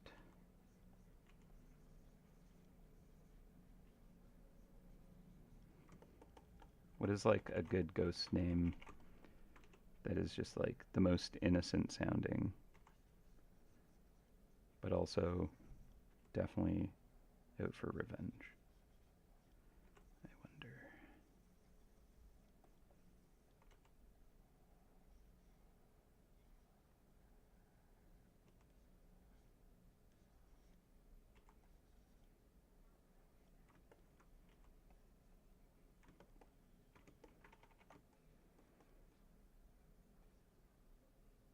What do we think of like the cage with the eye?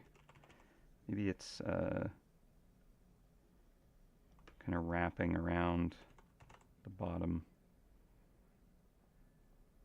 So it's a basket more than a tube of metal.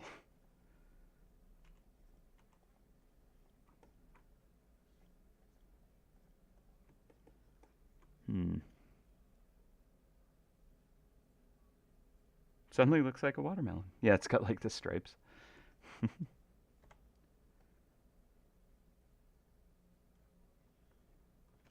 the angle of that.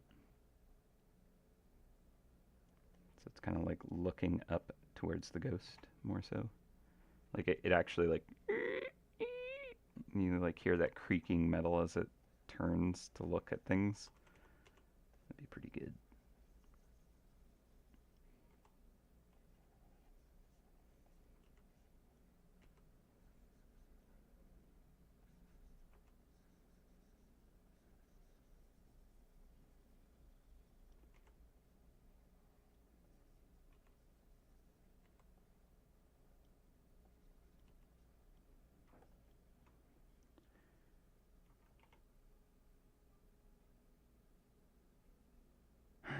Ectoplasmic glow of the eyes because it was powered by Billy the ghost.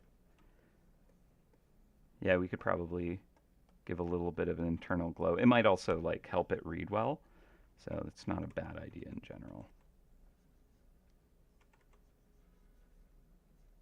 Part of it comes down to just like, how clear is this image? When you just look at it, do you understand what you're seeing? It's very important.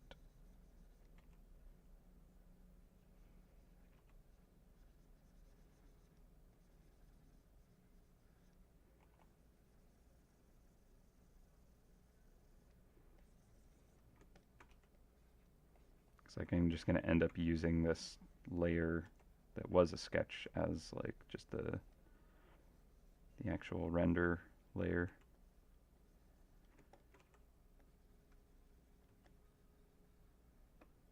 Could probably do a layer behind the eyes, but apparently I'm lazy and I don't want to do that.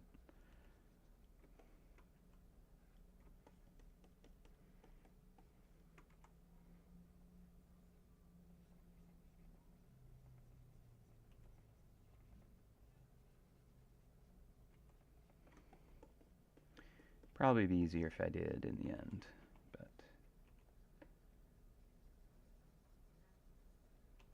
what are you gonna do? Get me to do it the right way? Crazy.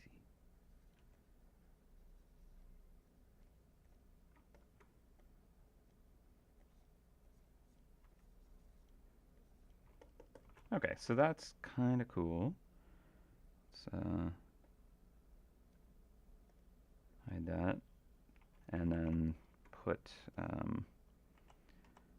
some lighting on that just to see if it works better than.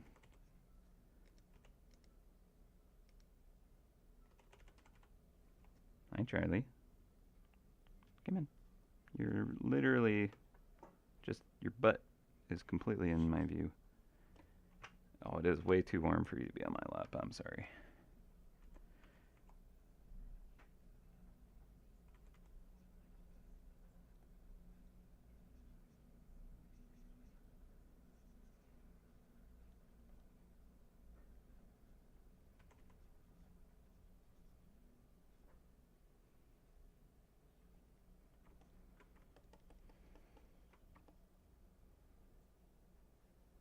Yeah, so something like that, and then can just kind of like make the eye sit inside of that better. Do a bit of kind of like rendering on it. But yeah, I think that's not terrible. It loses a bit of cuteness because there's just these jagged metal pieces around a big squishy eye. But that works. Also, I don't know, like the tube is still kind of cool though. Do we prefer a weird metal cage thing or like a tube that kind of matches the body? Or maybe we strap some metal plates on it to kind of emulate the in-between of these. Not sure. I think I'll leave those two as they are so that I can kind of like look at it over lunch. Yeah, both is good. Maybe keeping both so there's more weird asymmetry. Um, if they both have the same implementation, it's more thought out, more planned. Whereas if they're just different things that this ghost used to put it together, it's even better. It's more like it just used what it had on hand, right? So like the legs themselves should look a little different. Uh, the eyes are different. I think it just makes it all more kind of like just built out of scrap metal. So yeah, I think I'm actually going to go for both because they're both kind of cool. Cool. All right. What is next? I could do more work on the foot. Um, I think we have kind of a general feeling for this. Maybe these front panels could have a little more just kind of rendering to kind of like get an idea of what's happening here. I think I want to maybe look at the leash and collar and just kind of think about, is there a better way to represent that?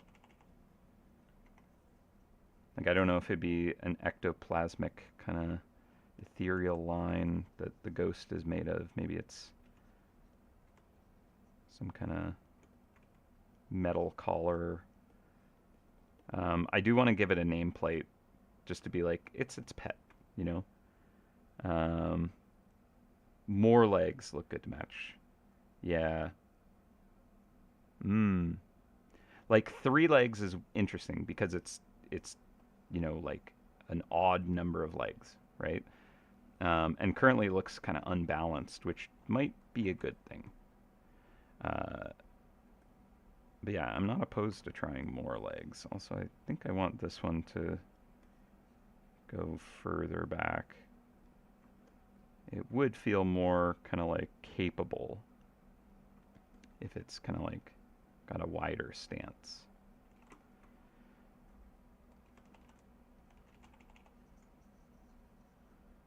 Okay, we're gonna tackle that lighting at some point. We're gonna build up more layers of this shredded metal. A single wheel. Oh, I like the wheel idea. That's great. Yeah, you're right. A wheel is more fun, isn't it? It's a little more goofy and just unique. Just like a wheel. A wheel is a good idea, says the ghost. But it'll be like a deflated wheel too, right? But I like that. I like that a lot. That's fun. Okay, so I'm actually going to get rid of that lighting on it for now. Darken that, because it is close to the fire. It's going to silhouette. This, I think, is going to kind of like branch out into like a T section here. There'll be these like two brackets that come down on either side of the wheel, in which case I would want this to be a layer behind. So that we can have a wheel layer between them.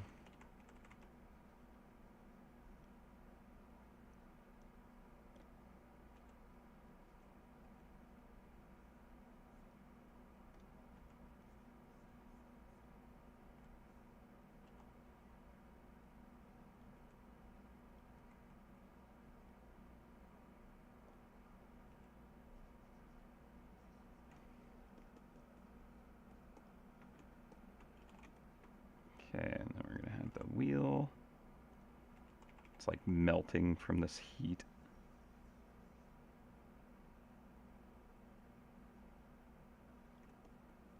Okay, it is a little off center if I kind of build it like this. I'm going to shift it around. And what's great about Clip Studio is I can grab multiple layers and manipulate them all at the same time. So I love that.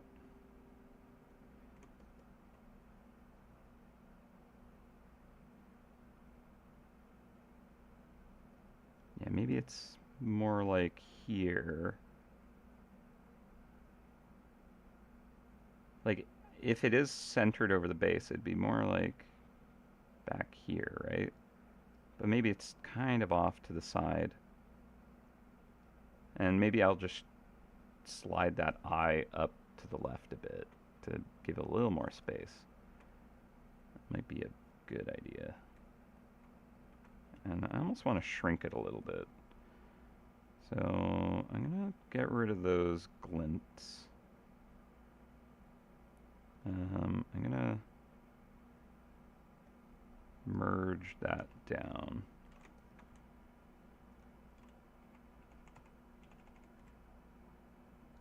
Oop. Let's undo that. Let's grab that color.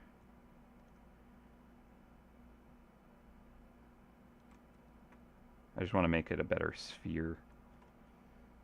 Okay.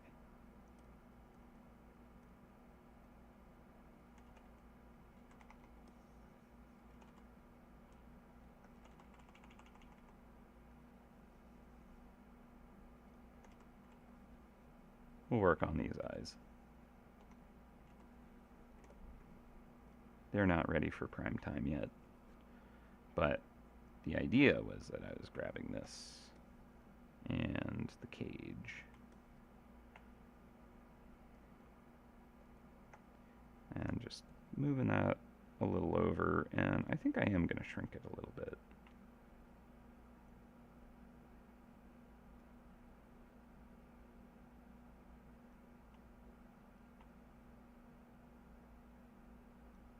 Yeah. I think as long as it still kind of like gives the impression of the Dragon Slayer cannon, then we're fine. Okay, now this, I'm gonna...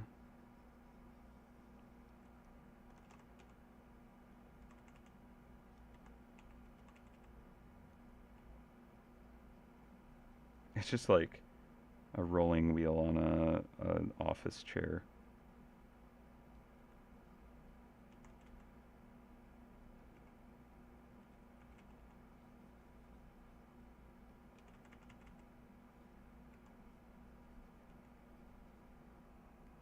Okay, we have 5 minutes to 12, so...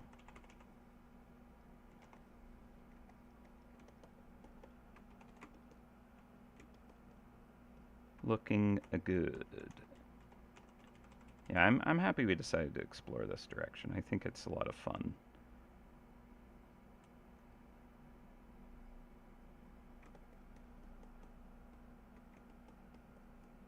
Yeah. There's a specifically a Deathbot version which is like made out of like rustier, kind of more, you know, uh, jagged feeling metal than just the straight up Deathbot, which is like more high tech.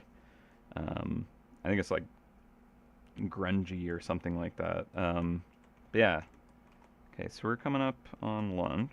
I'm going to just kind of toss a quick layer onto this wheel to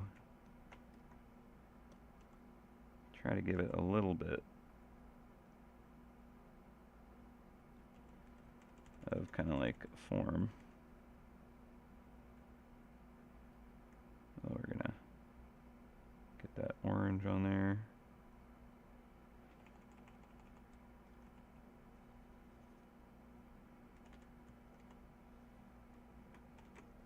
Okay, well, we can deal with that. It looks like a little Lego wheel right now.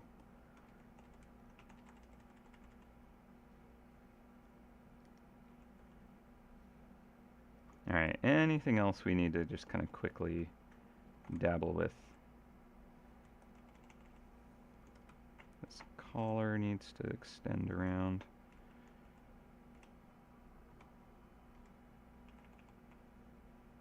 I think because I moved the eye over, it actually gives us more room to like put a name tag on it, which is definitely something I'm gonna do. So we gotta come up with a name for this contraption too, right? Like, sure, the ghost has its own internal name that the community knows, but like, what did the ghost name its destroyer? Right?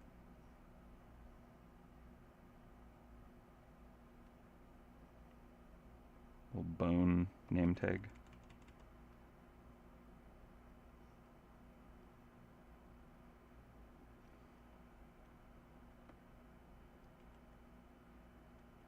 Try and make it more like an actual femur looking silhouette than the classic kind of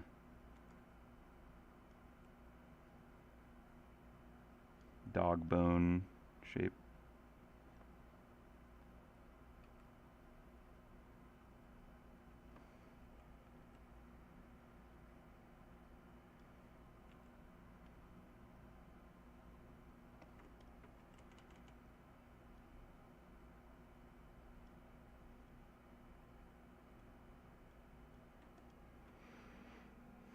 Blue. Scrap. Oh, Scrap is great. I like Scrap. That's fun. It's Scrap. My little friend. Or just little guy. Monster. Boo boo. These are all great. Scrap is, I don't know, Scrap is speaking to me right now, but we can definitely try, we'll workshop them. But I'll try Scrap for now because we're just out of time now. We're gonna go on lunch.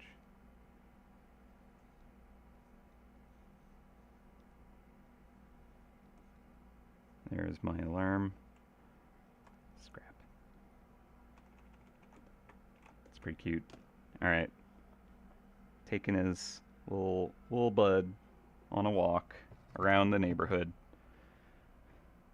He can only visit a neighborhood once, but he only needs to. All right, I'm giving that a save. We are gonna go into lunch mode. So basically, if you're not familiar, I'm going to put up a timer so you'll know when I'm going to return, and we will continue our creation. But in the meantime, I'm going to put up the time lapse. So we'll see. There will be stuff from concepting before a little bit, but for the most part, it should be rendering this, I think. And when I return, also, I'll have a Larry link for you all. So I'm going to put up my timer now, so I don't have to edit that too much. Here we go. All right, let me shorten that so I have room for the time-lapse window. Let's see what's included in this.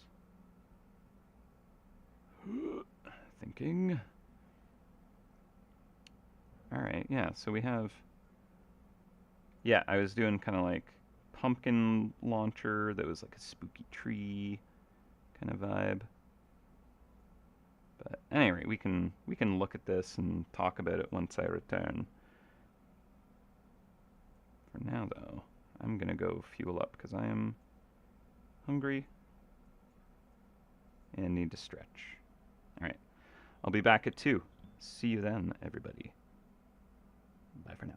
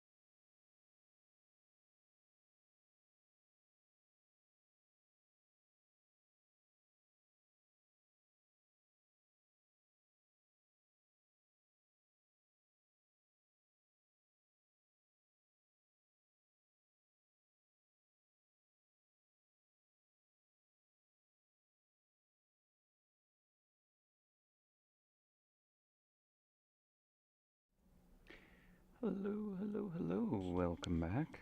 Lunch is done,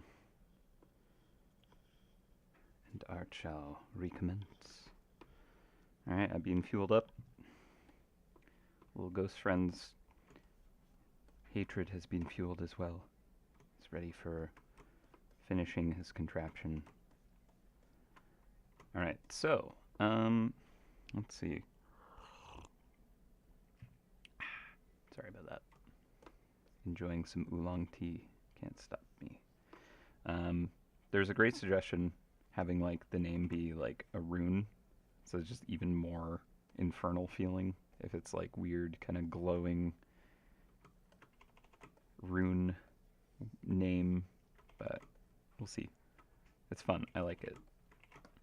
Let me try it actually. Kind of want the bone to be a different material so that I can kind of actually have. Where's the bone? Okay, there we go. I can have it glow. I would like it to glow, but I kind of like the idea. It still has this like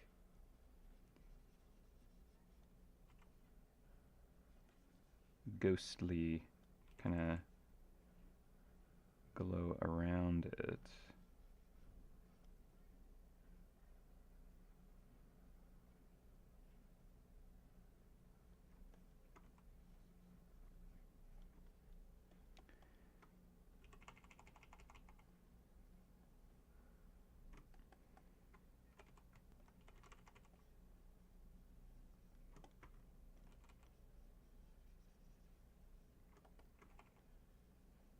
And if it's going to be like infernal text or something like that, I think it's got to be more red, fiery language or something like that. Alright, so also, now that we're back from lunch, I have a Larry link to share with you all, so let me grab that. Copy link and paste into chat. There we go. If you would like 3 condensed creativity, grab it up. It is in the chat for you.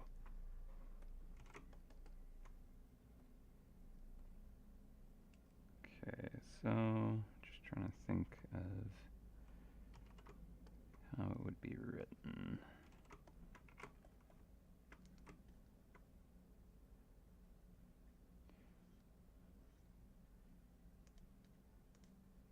Okay.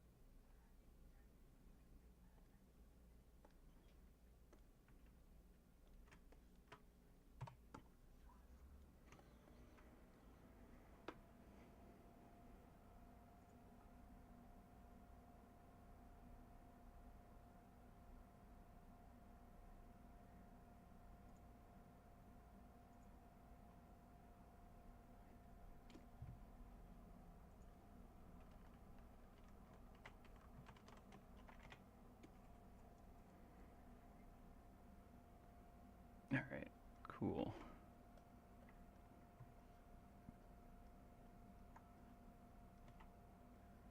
So let's try and make that work here.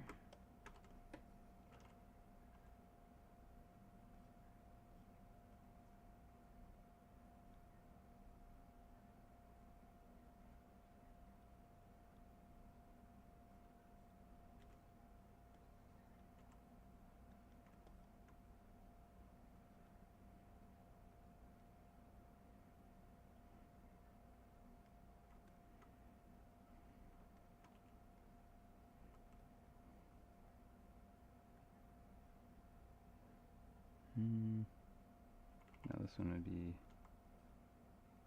down here.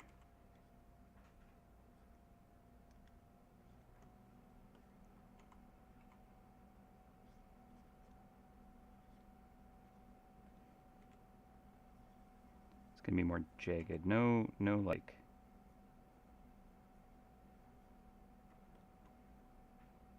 no curves allowed for this infernal writing.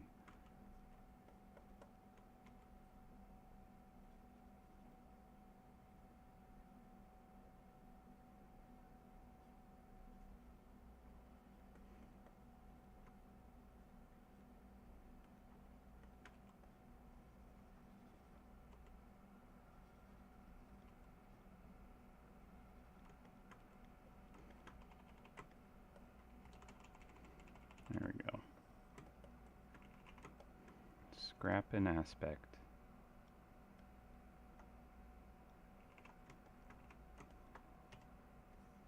Sure. I think that maybe this ghost might have discovered some things powered by that. Cool. Alright, scrap it is.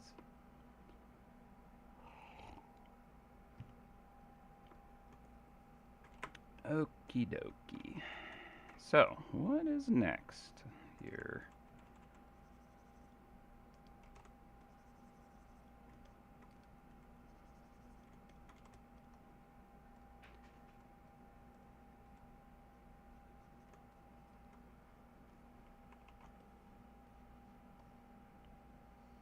What is next? Okay, so one suggestion that Liz shared was having one of the legs kind of like lifted because it's walking. I thought that was pretty clever. So I might try and do that. Also, there's a couple of bits with the mouth that aren't quite right yet. So I need to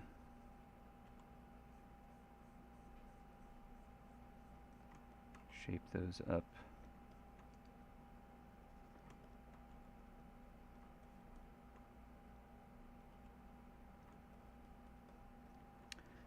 If this is like a gap here, this kind of like going across like that wouldn't quite work. So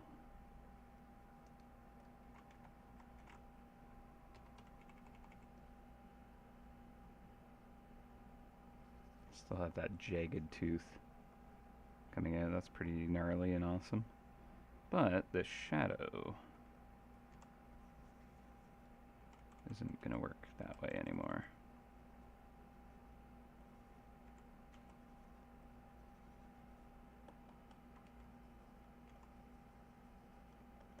It's also like quite a wide light source, so this would actually going to have a lot of fall off. It's not going to be a hard edged shadow very far out, just like right at the edges of these surfaces.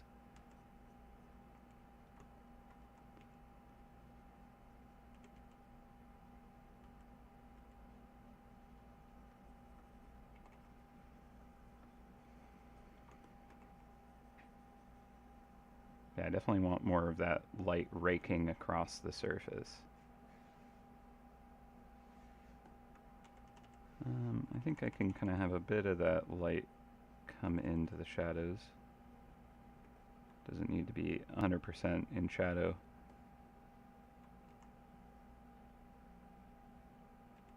More occluding the light right at those inner edges.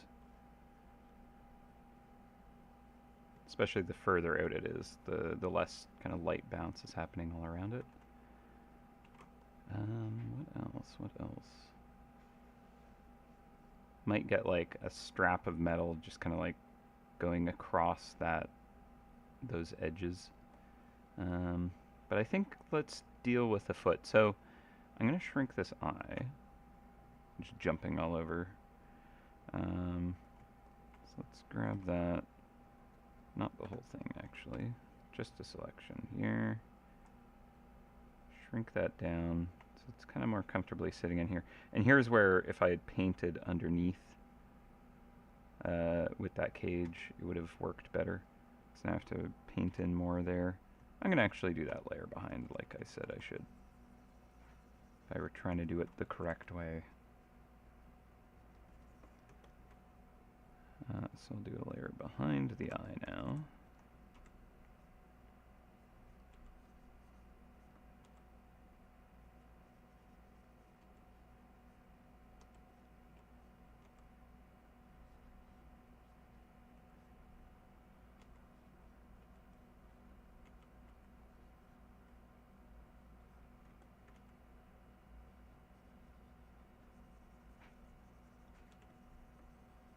center that a bit more.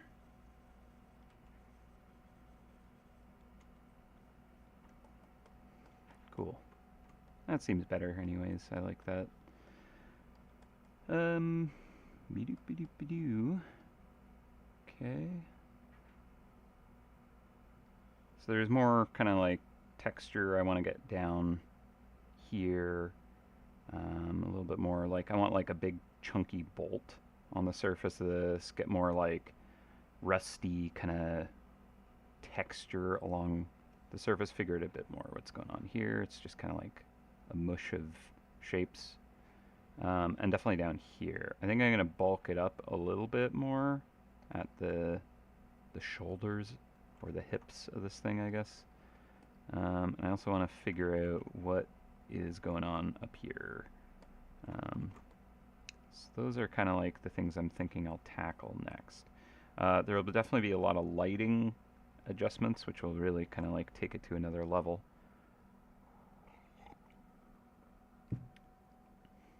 Yeah, that's where we're looking going forward.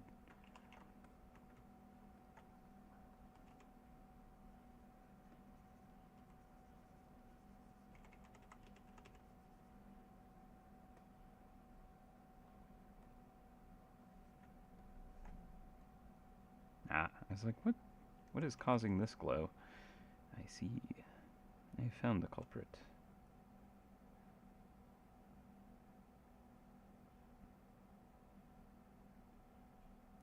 Saving, saving, saving.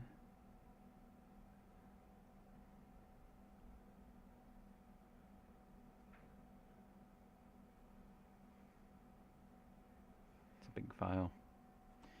It's a lot of layers in here. It has like multiple chrome trap layers, like all of them, so I should probably, because this is just a copy of that, I can flatten all that, just use it as reference.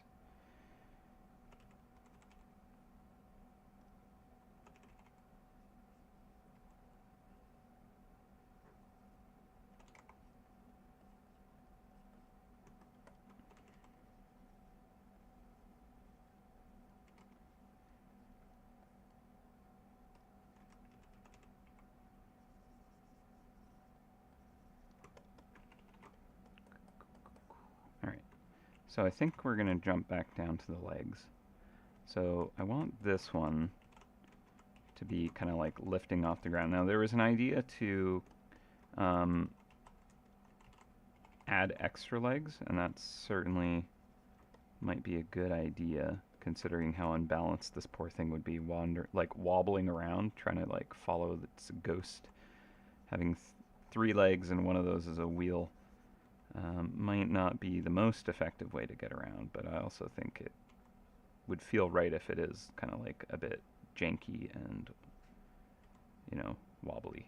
So I'd say let's go with this for now. See if it looks alright. And if it looks like it needs another foot or 3 to balance it out, then we'll do that. Okay, so I want it to look like it's lifting it.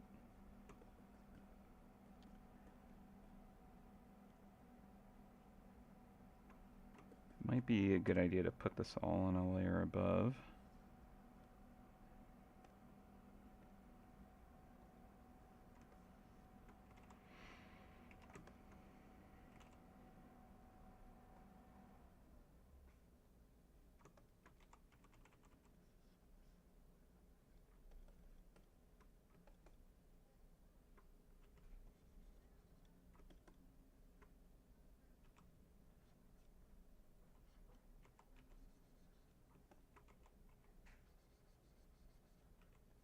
Okay.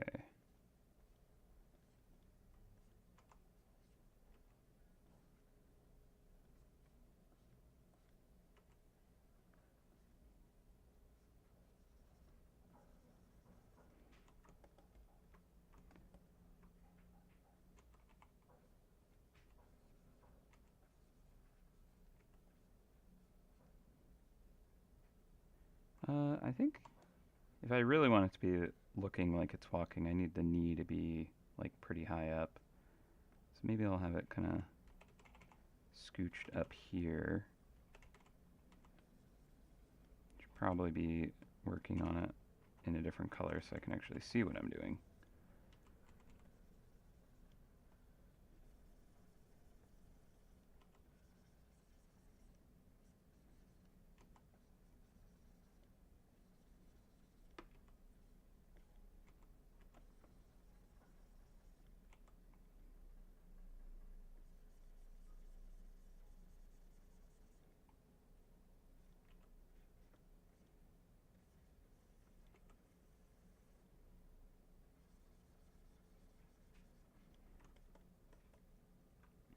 Got to be careful about where the cheese is as well.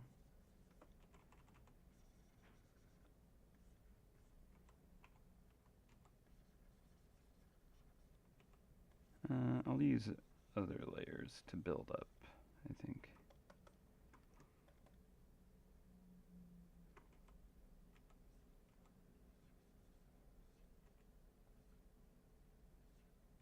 Yeah, let's go with this.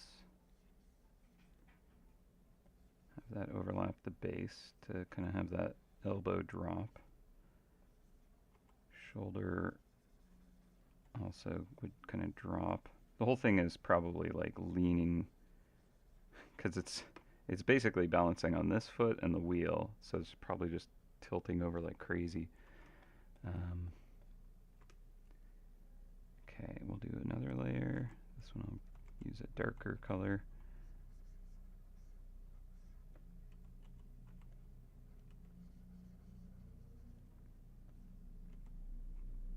Okay.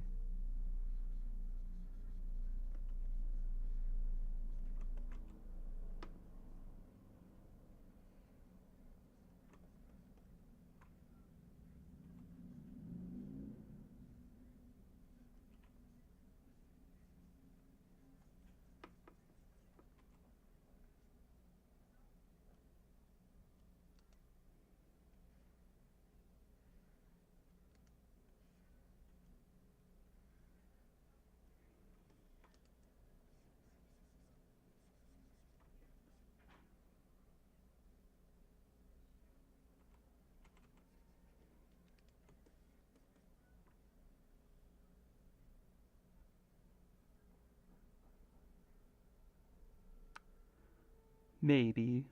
Not telling. It's an idea, though.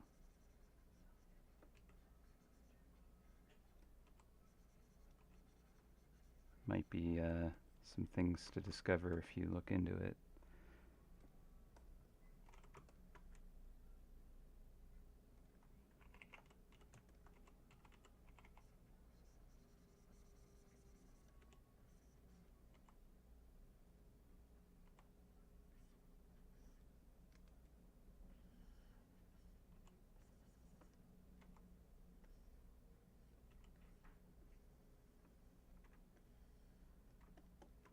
It's so warm today.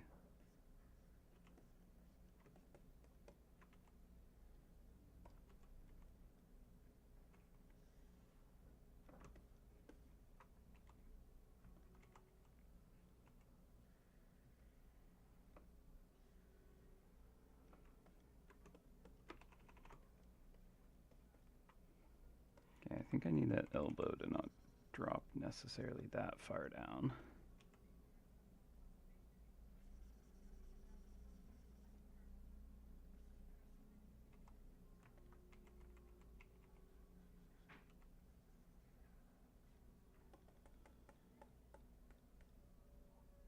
I think that I'll be able to kind of like convey this is the leg kind of coming towards us uh, based on the lighting a little bit. Also, this should probably go up in front of the collar. I'll have to adjust the layer that it's on to be pretty high up, because that... Well, where are you? You're above the infernal machine, huh? Alright. Yeah.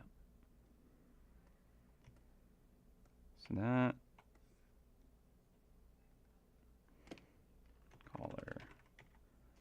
we'll move that down.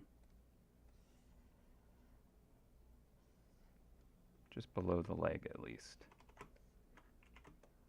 Okay, and then the leg can be kind of like silhouetting up against that just a little bit more.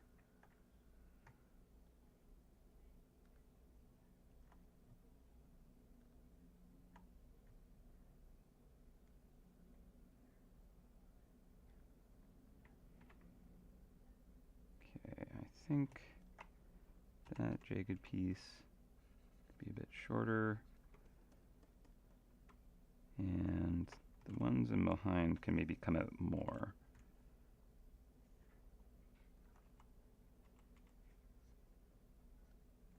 Let's use a darker color. Although maybe lighter is easier to understand right now.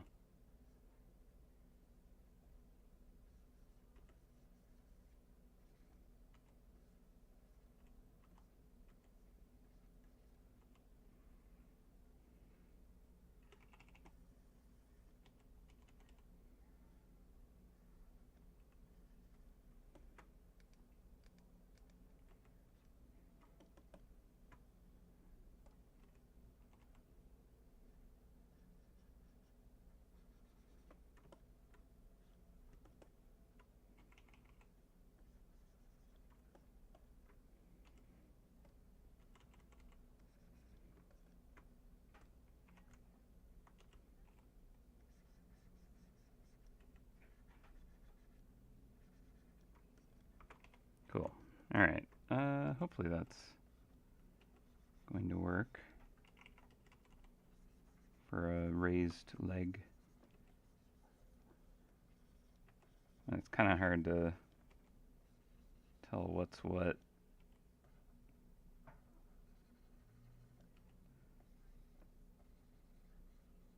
But I think with the lighting, we might be able to define parts of it.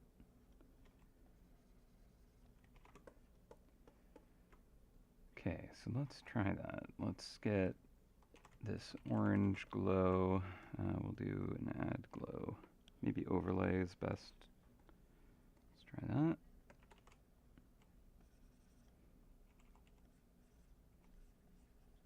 Well, not sure if that's enough.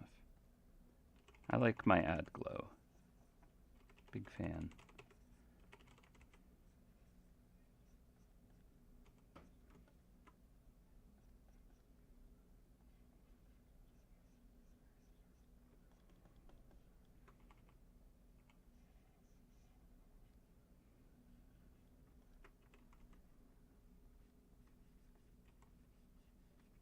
Hey, Charlie.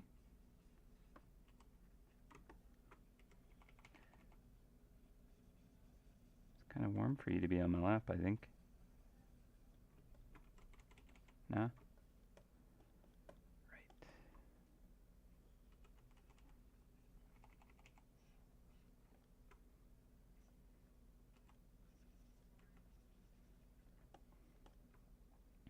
Okay, and then this one as well.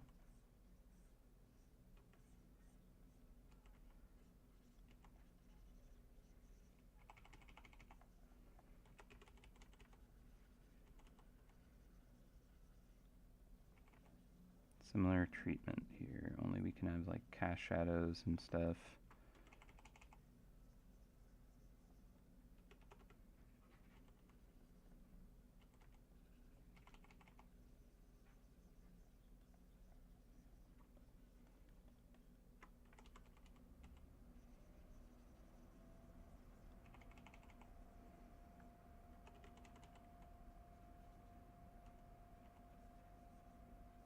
Okay.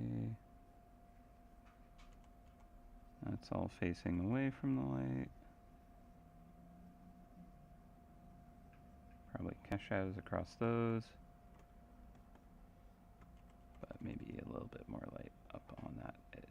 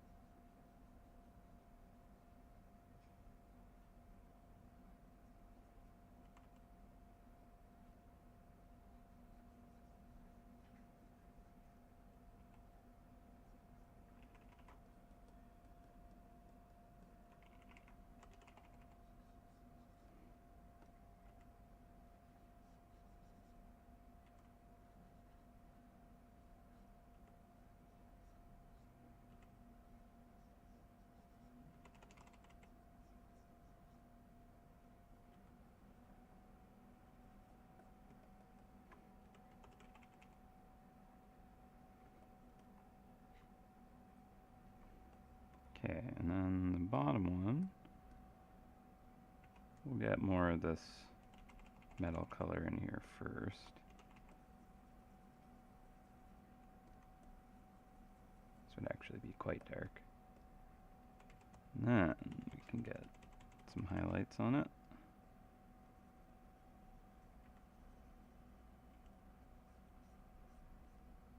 If anything, maybe it gets like the ghost's glow. I think also like the collar, if it is glowing, is gonna put a bit of light on these as well.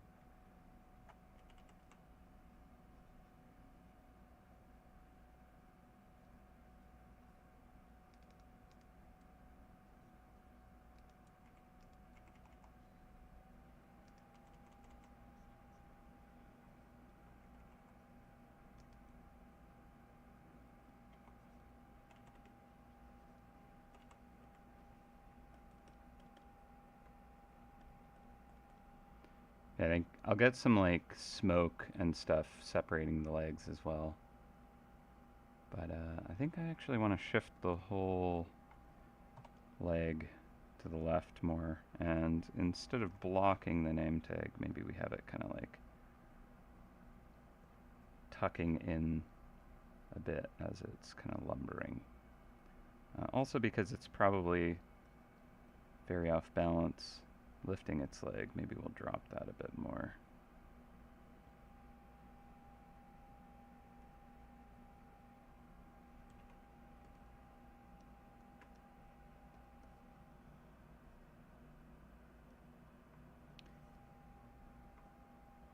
Maybe it's like back here, so it's like pulling itself along. That looks more believable, I think.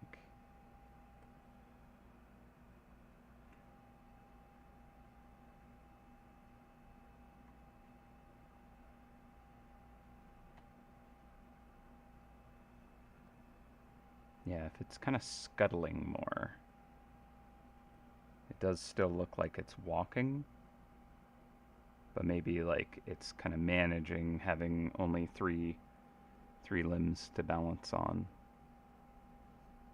That could work.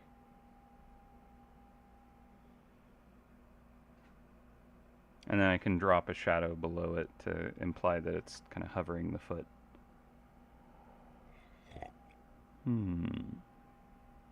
Yep, I think that's fine. I'm okay with going in that direction for it.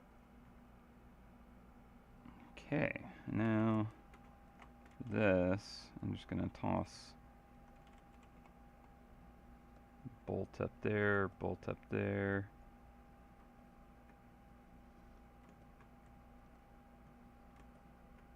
Just a few bolts here and there.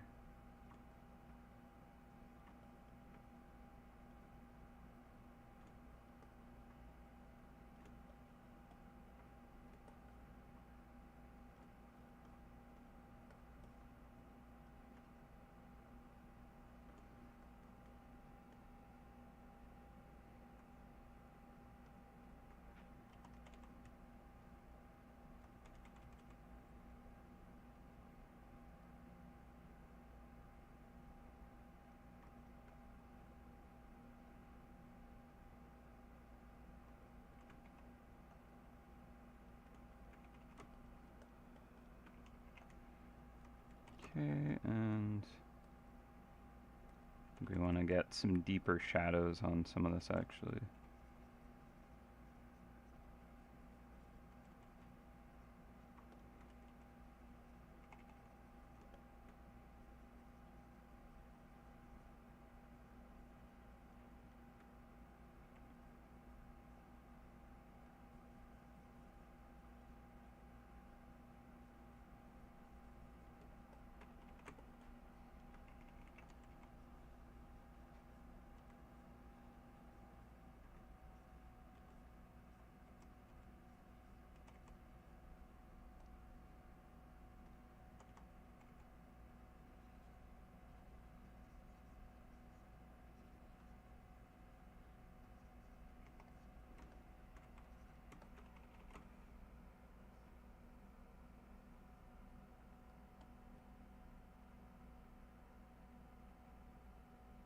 Okay, cool.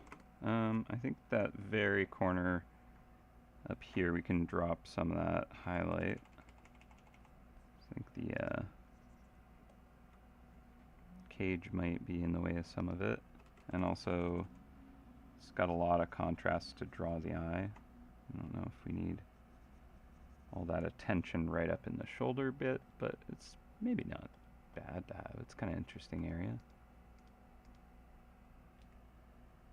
Just tone it down a little bit more, I guess.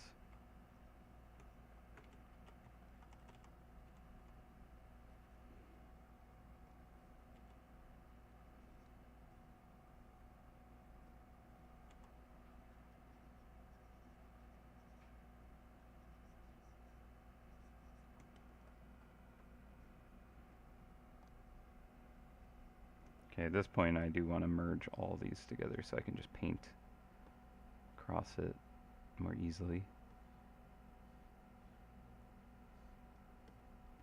Okay, that's fine as is. I don't need to do that.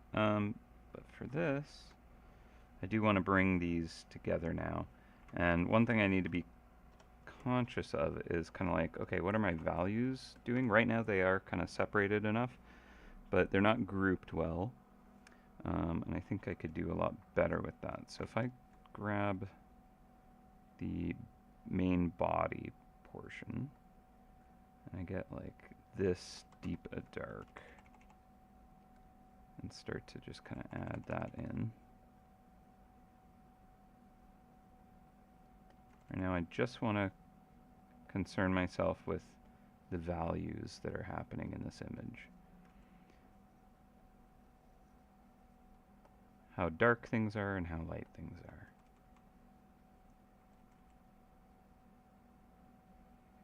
When you have hard edge, dark and light right beside each other, it kind of creates a lot of contrast and draws a lot of attention. So we want to do that, but selectively. So I'm going to do a brightness layer here. Drop that down. We can kind of merge the hips together. But I want the cage to kind of come out and stand out in front of this, right? It's getting a little bit lost.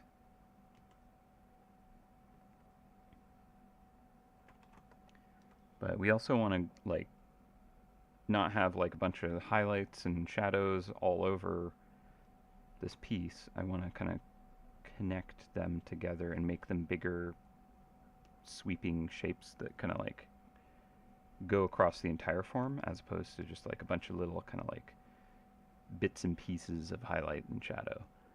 I want it to all be kind of like one object.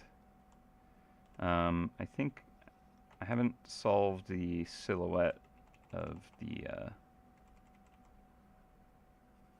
opening of this yet either, so that I could potentially get something out of that if I need it.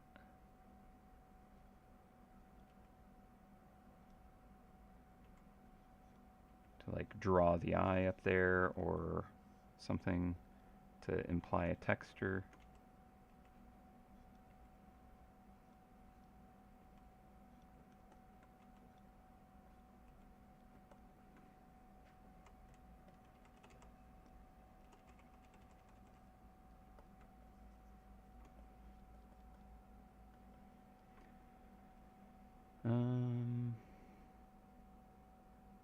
Yeah, the collar is an element that we can choose to adjust. You know, if it's not the blue glow of the ghost, we can tone that down and kind of group that all a bit more. The eyes, okay, so the fire in the mouth, that makes sense to be like quite bright.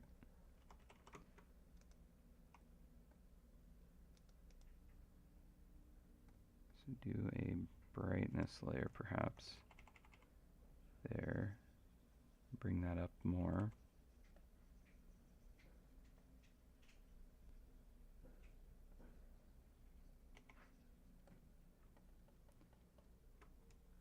I might have muted down the colors a bit. Yeah, because because I'm using like a blue. Whoop. Not that the color I have selected matters for using a brightness layer, it's just adding white into it. Could use a lighten instead, maybe.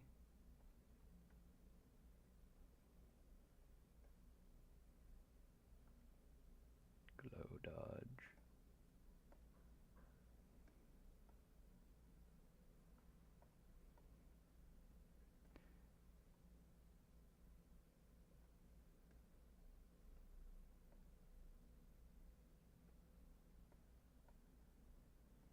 Overlay might be two birds, one stone. Get an interesting color, but bring up the value. So maybe I'll work with that. So I think I want to lighten up the eyes because they feel a little bit too dark. They should be kind of more standing out as a middle tone. So if I do a layer here and I use, we'll say brightness again, but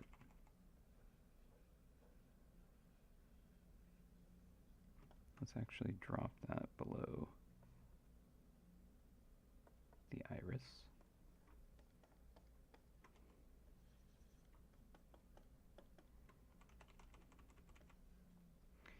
I think I need to pull that shading back. There's a layer on top that's kind of dimming it all.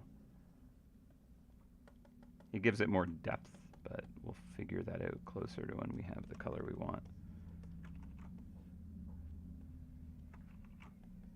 So I want the fire to still be the brightest, so the eyes aren't directly competing with that.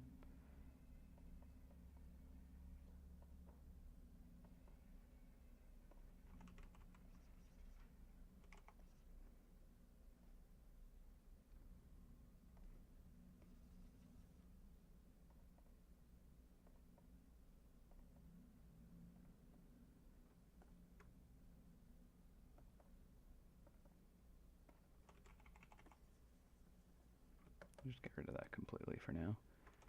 So I think it's going to be more almost like a saturation.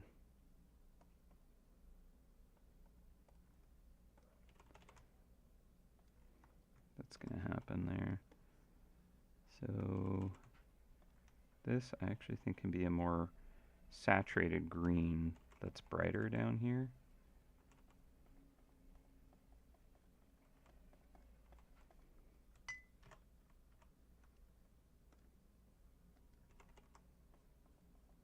More like that, maybe. Similar thing down on this one.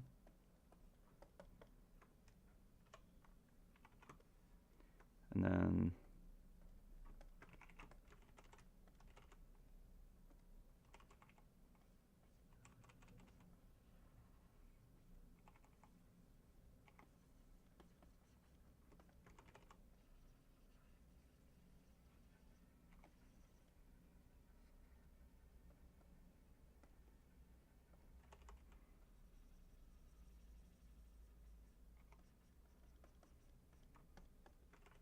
by kind of having the deeper, richer colors on the top and bottom, and like the shadow being on the top and the highlight being on the bottom, it gives it this juicy, kind of translucent fluid or solid look.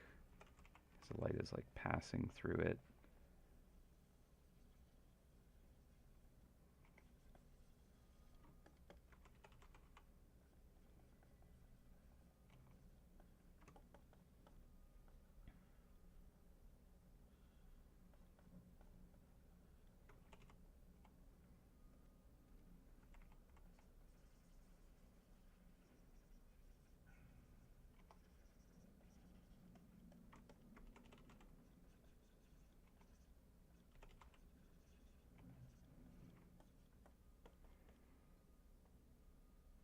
Nice.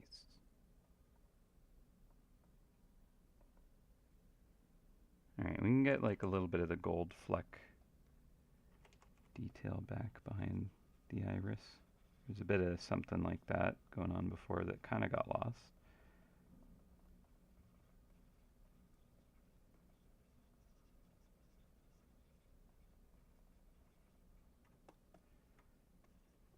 I guess, is this the iris that I'm kind of coloring in? The pupil is the actual like dilated opening.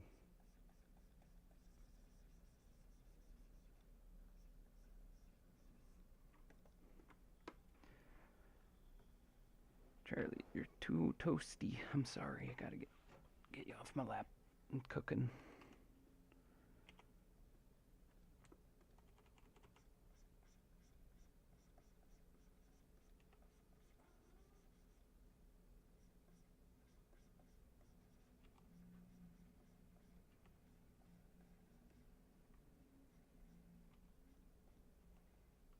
Just drying eyeballs on everything.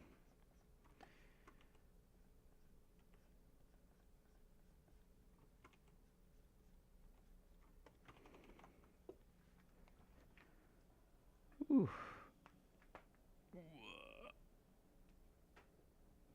All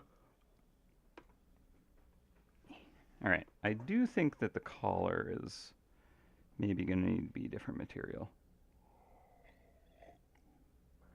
Or it could be like translucent or something. I'm going to break it apart from the name tag though.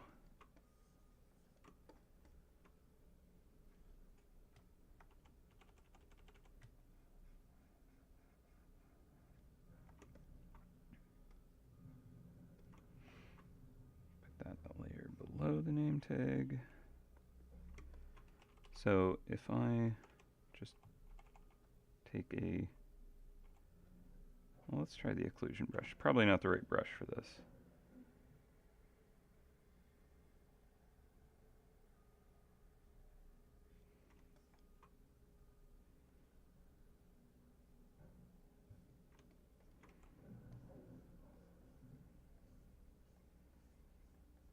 But like as it is rolled away from us, it's less transparent, but closer to the center where it's facing us, it's more transparent. Like that kind of works. I don't know if we tell that it's like a collar is the thing. It might be better to make it a bit thicker and like put like cute spikes on it or something. I think the leash and the name tag help it, but maybe we try a different material altogether.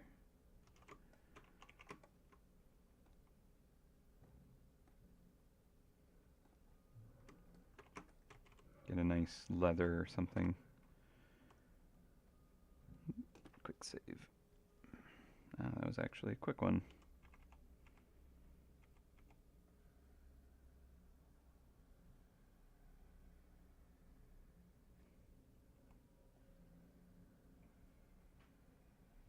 I should probably go for a different color.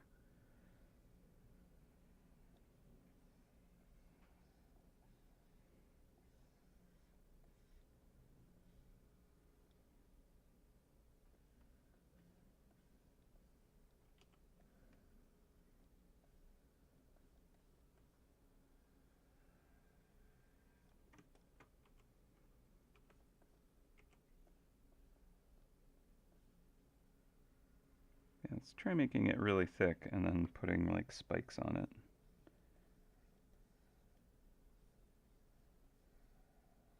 Or it could be a bow. Cute little bow.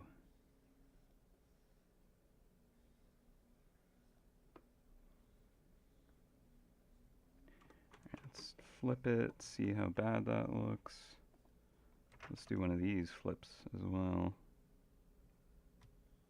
Is the hotkey not working? What's the hotkey? Ah, that's the hotkey.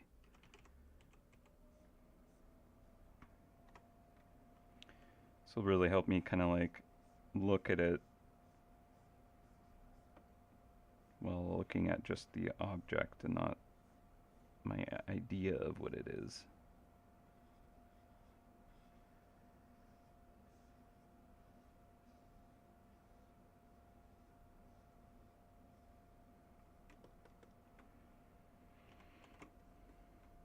Okay, turn off the old color there.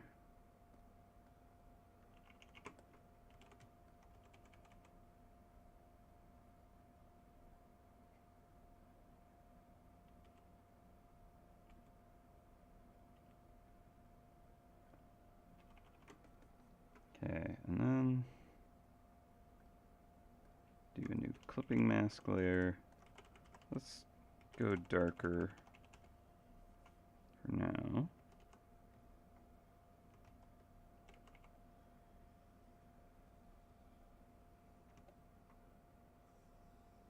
Okay, and then we'll get like a bit of this blue.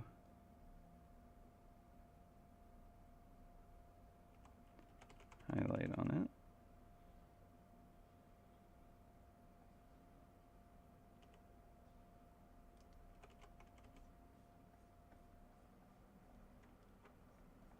Should really be doing that as a separate layer. Let's do it as a separate layer. Okay, so we'll do another layer here with the blue. And we can do it as like a screen or an add, lighten.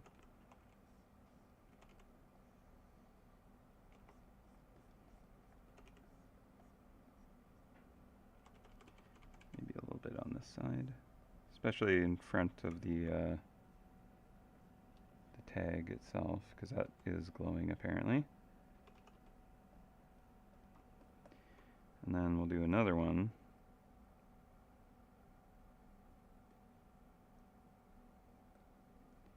For the flame.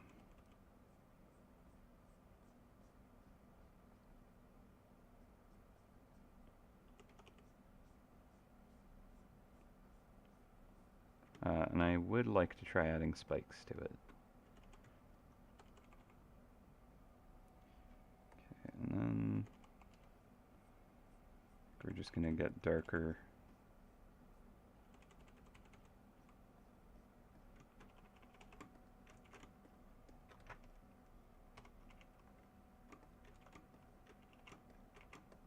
Yeah, because like right now it's like I can't tell what material that is because it's just the same as everything else. So I think I kind of want it to be lighter in general. And maybe like a little more gray. So it at least feels different. But like a nice collar would have like maybe trim on the edges to kind of like have an accent. But I think if we do spikes, that might help us tell what's going on here.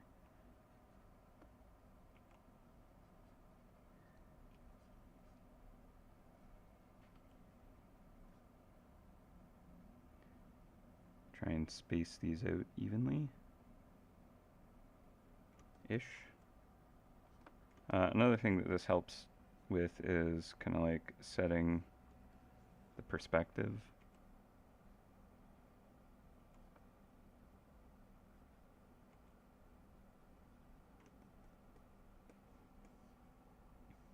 Yeah, I think spikes are key.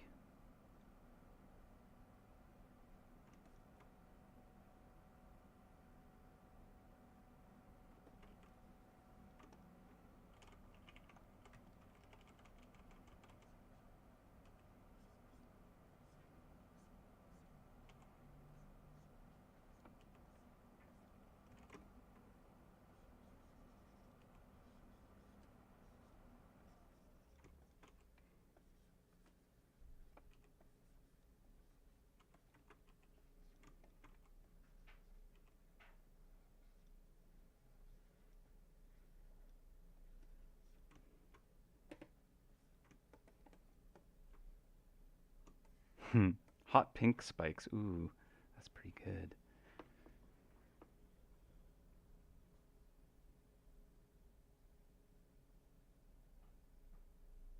Mm-hmm. Fluffy pink with spikes, though. I like that. I like that idea. I'm actually going to try seeing what that does.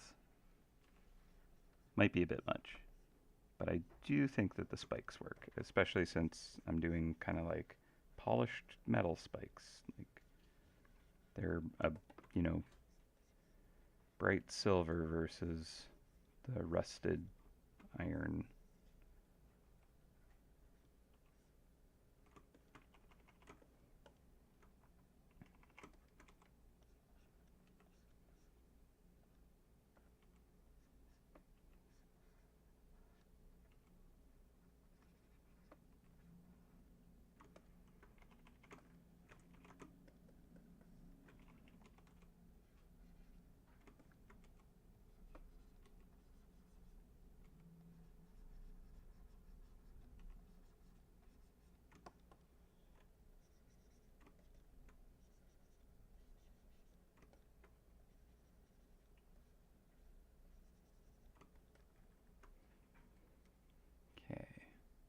So we'll get some highlights on those as well.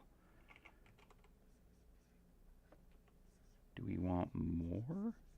Or is that well spaced out? There could be like, they could be like short, long kind of style.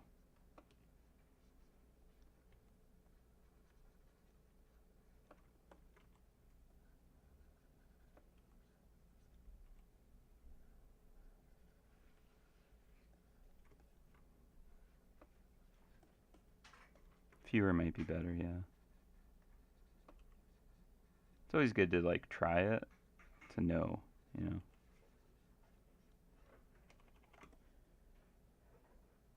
Yeah, I think I agree. Fewer is better, I think. It's more dramatic feeling. They're a little fiercer that way too.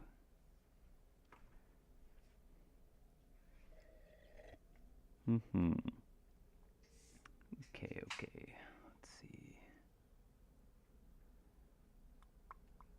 Hmm.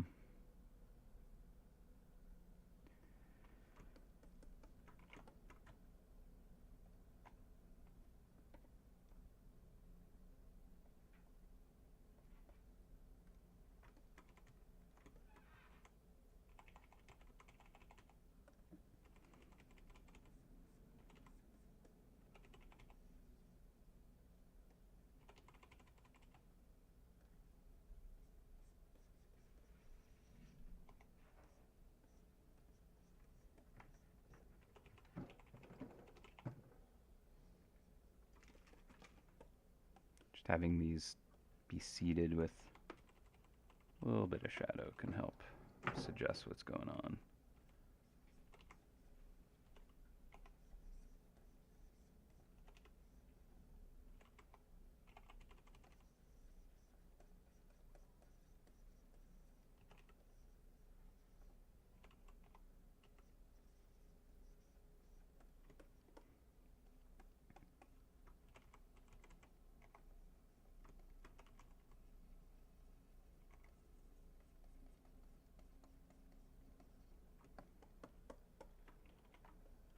Okay, it's a little awkward that that's lining up with that corner, so I definitely want it to overlap or be short of that.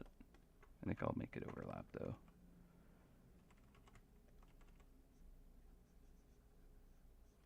Just don't want a tangent from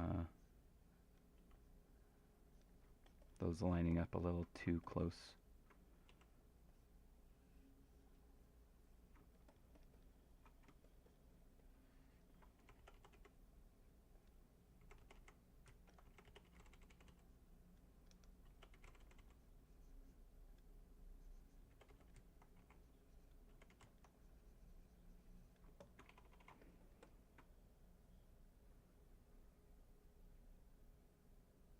Hmm. Yeah, I'm thinking the leash would be easier to even see that it's holding it if it was different from the ghost. I kind of think it could be cool if it's almost like a gradient, like where it's holding it, it's more ethereal, and it kind of like goes into, you know, like a nice cordage. So let's see what's possible with that.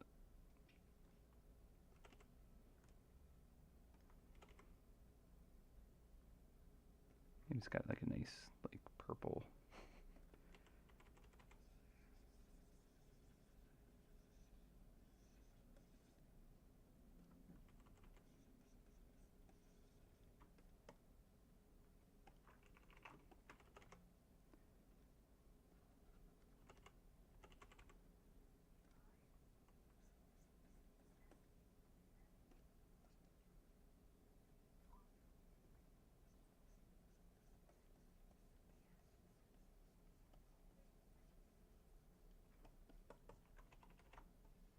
And then it can have a little bit of that like glow on it.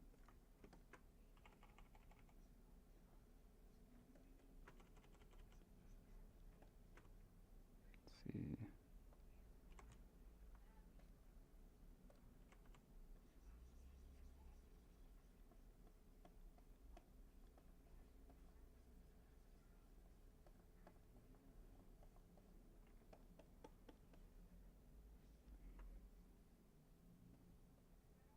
Oops, that was supposed to be on a separate layer.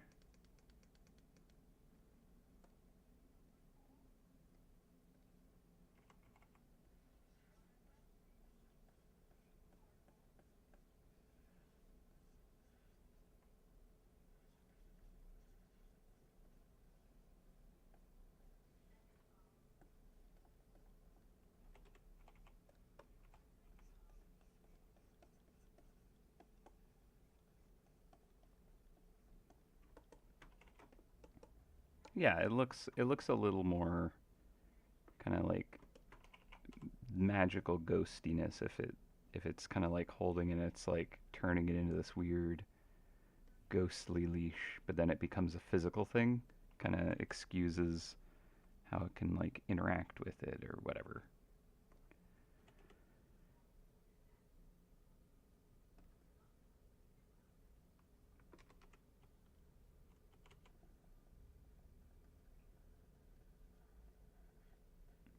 Not that I think anyone's keeping tabs on, you know, ethereal interacting with physical. It's not like there's a power type for that. Mm-hmm. Yeah, actually, that's a great point. I like I like getting that splash of like purple pink color in here on the collar. Like it could even be just like the outer trim, but I think you're right. I think that would pop in a nice way. So let's try that. Um, put it below the glow, but above.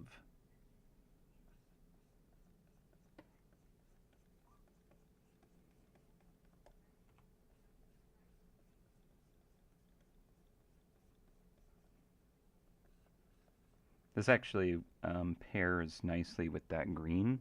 The purple and green kind of make it feel very like alien, monstery, very kind of like cartoony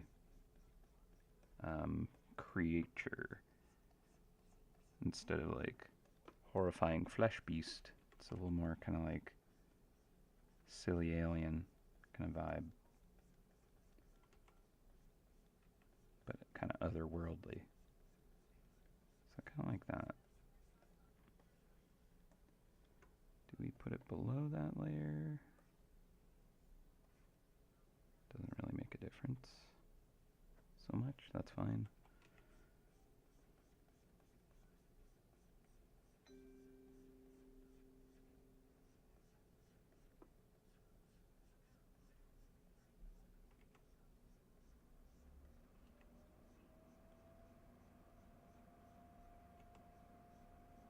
And then I'll darken it down here where there's not a lot of light getting at it.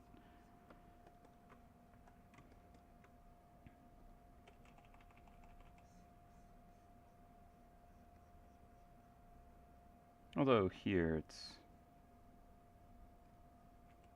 getting some of that ethereal glow. So I'll actually go into like the blue.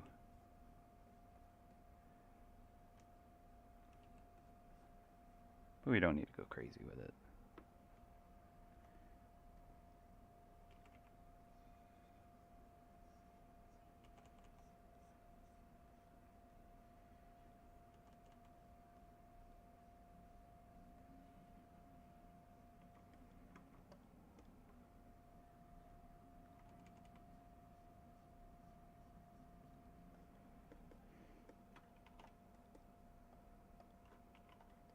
Yeah, it's cute with the color. The little color accent is nice. I like it. Alright, I think I'm gonna punch up the spikes. Just a smidge. Let's get like a nice dark reflection here.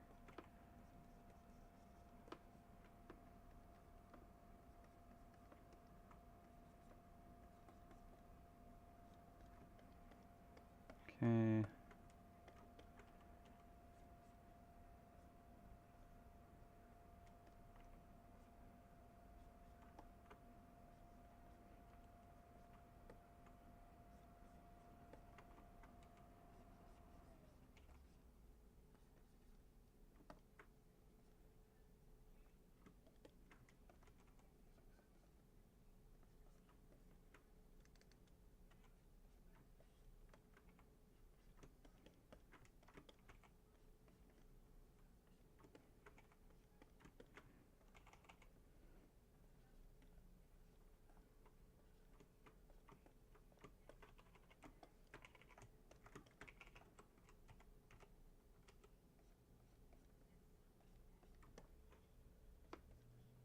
gonna get like the deepest shadow in these just because I'm gonna force them to pop a bit more.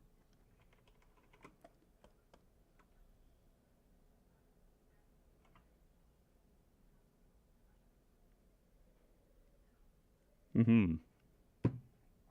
Yeah, thanks, Sean. Definitely. Okay, this wheel. Let's get that.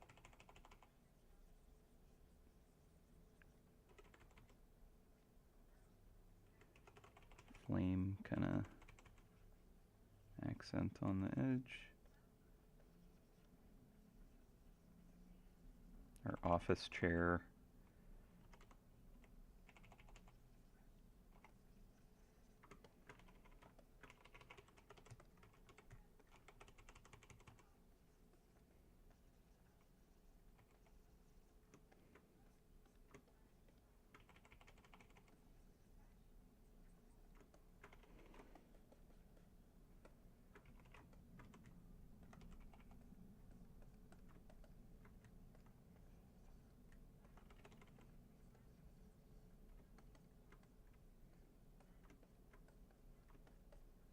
Okay, so looking at it in grayscale again, still some things to solve, I would say.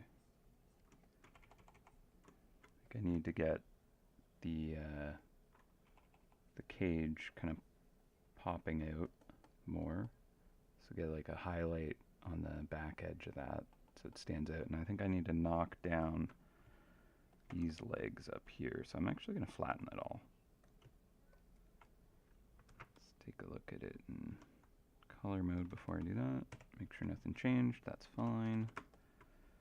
Now I'll just do a clipping mask over top and grab that color and just kind of knock it all down a little. This can actually be a part of it.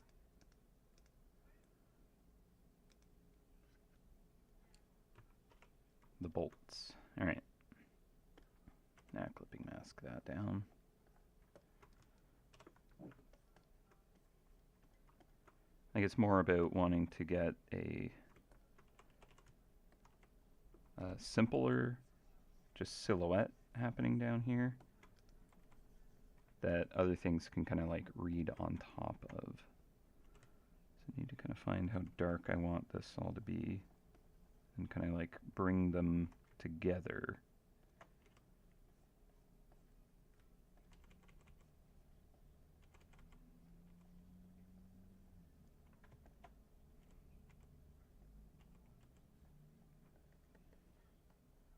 Just simplifying it, I think, helps kind of collect them together and make it less kind of taxing to look at and try and like, what am I looking at? Knock down some of the contrast on those bolts. They don't need to be so attention grabby. Can do it by kind of like disrupting some of the hard edged surfaces, just kind of breaking that down a bit.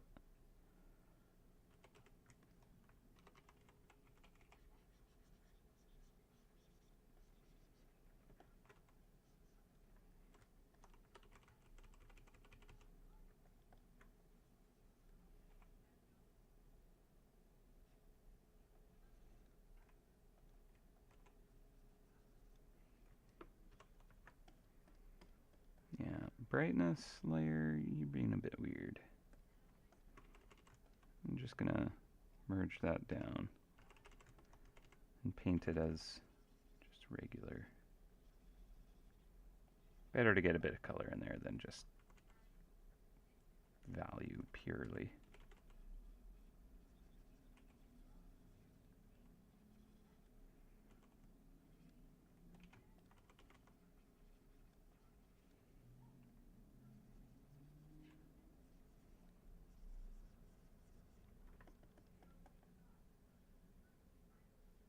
I think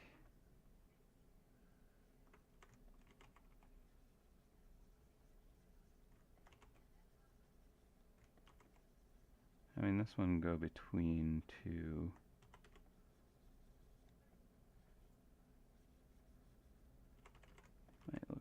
nicer for it.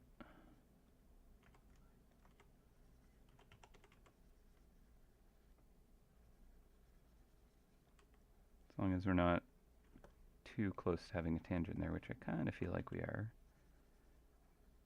So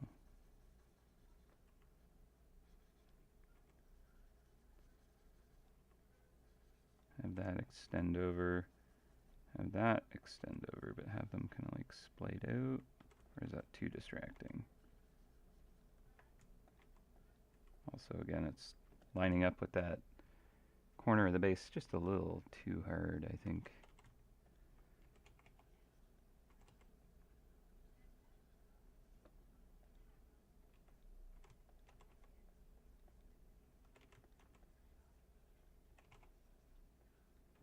Yeah, I think part of what I'm trying to do is I'm trying to just like reduce contrast only to kind of like make it more simple shapes that read as you look at it. So part of that is kind of like blending hard edges, lowering the contrast of stuff immediately beside each other.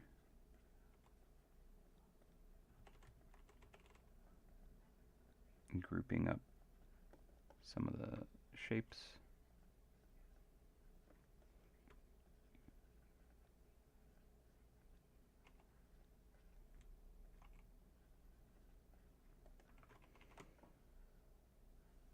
Okay, I think that feels a little better.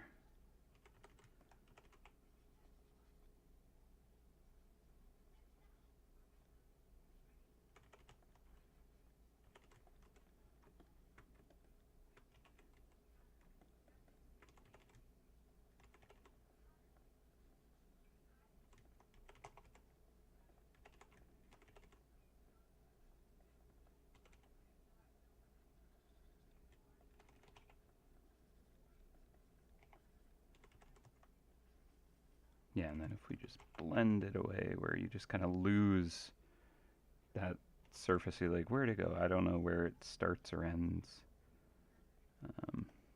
You just kind of, that way it falls into shadow. It's obscured. And we can just kind of like have a little, you know, edge here and there poke out, just implied plate stacking or something like that. Plates of metal stacking, that is, not dishware. Yeah, alright, so let's flip it back here. So that feels a little more comfortable, I think.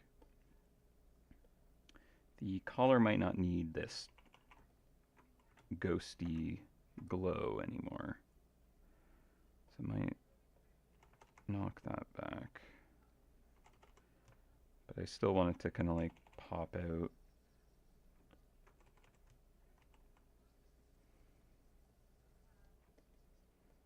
Yeah, that might be fine, like that.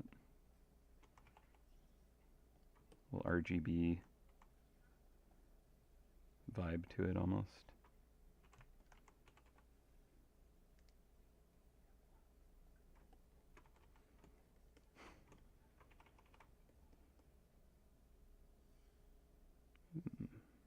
Maybe. Maybe. Oh, also, if we have like fire and stuff going, I want to add some like actual just like ash into the air.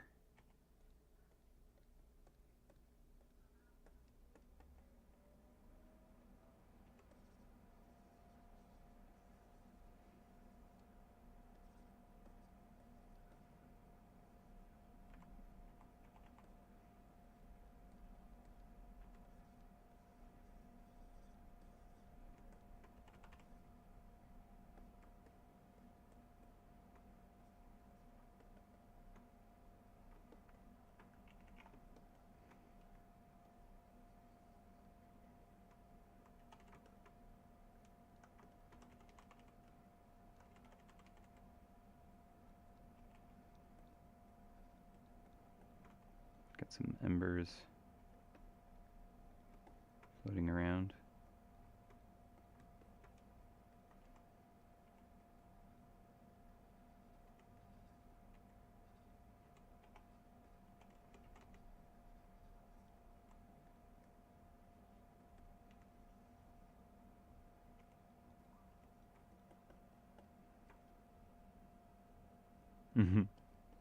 I feel like that's probably what the name would be. People will name it something like that, yeah.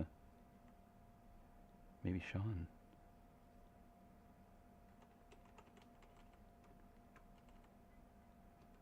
Or is Sean too much of an assuming name?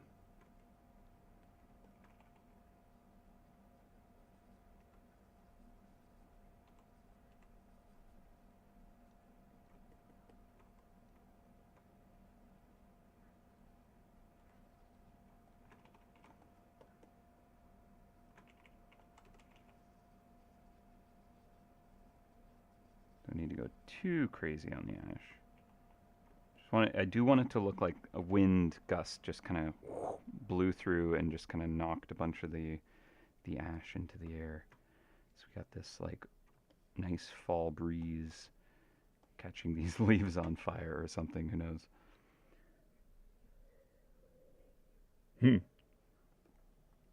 Spelled the correct way, naturally. Okay.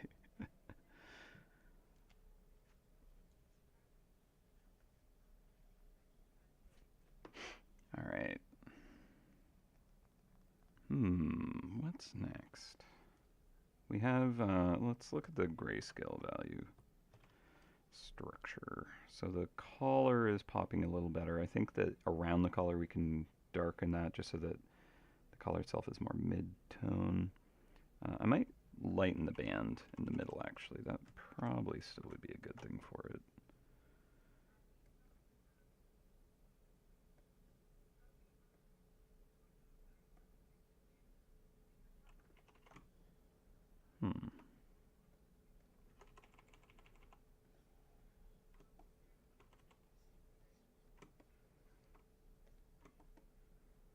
Actually, I almost want it to have a bit of a reflection here. Let's bring up the...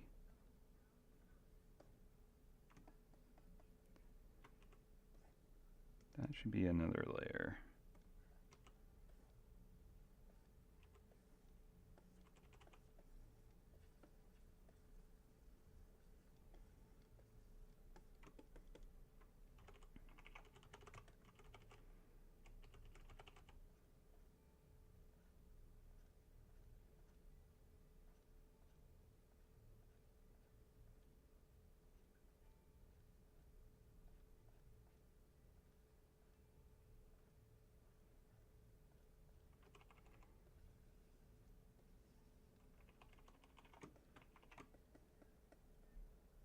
There you go. So it's kind of like a weaved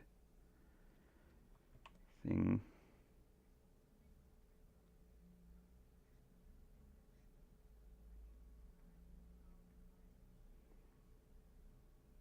Yeah, there we go. I think that works. Get a bit of a cast shadow from these spikes too.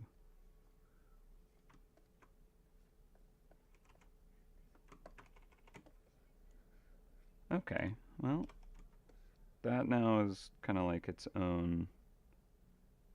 It stands out, the eye does. I think there's still like some value grouping to do here.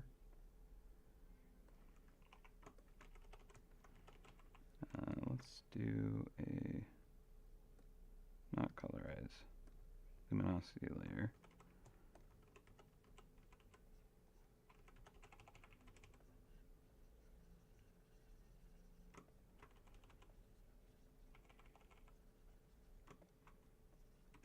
See if we can't resolve some of these.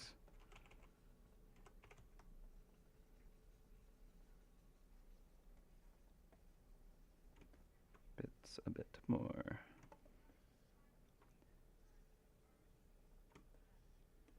So I think all this needs to go darker in the core of it.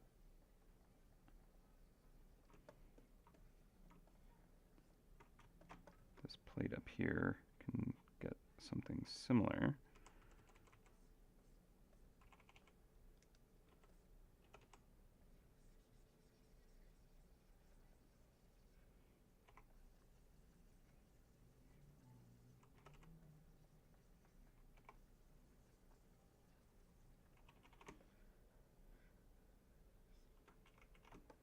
But I don't know if I want it to be quite that dark. So that cage can kind of pop out on it.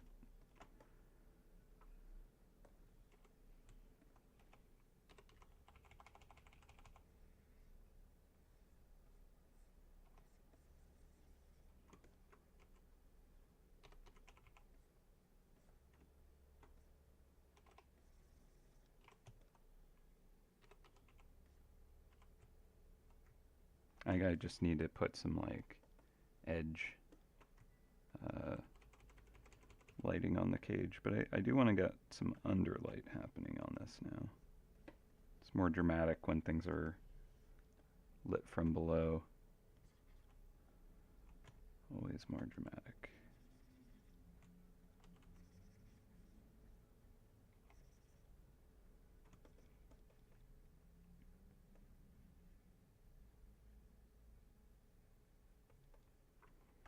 Not sure what's going up with this eye up here.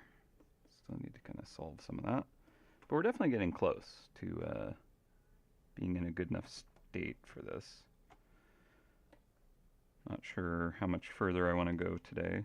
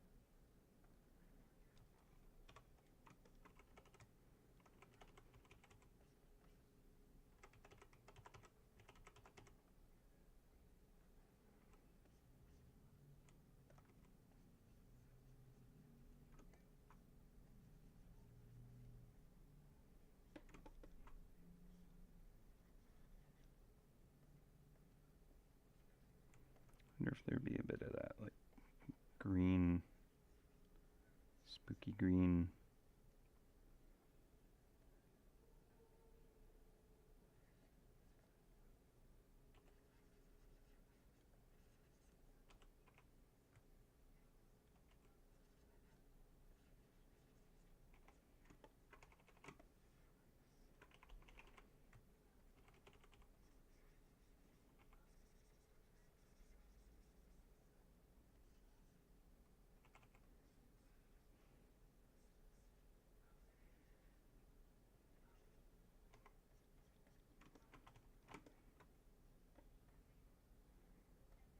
Okay, so we colorize that, but it has no color behind it, so we're going to get a little bit of color into that.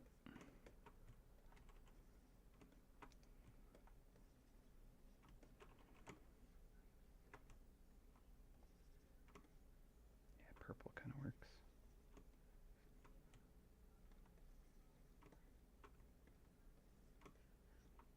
A little bit of everything, apparently.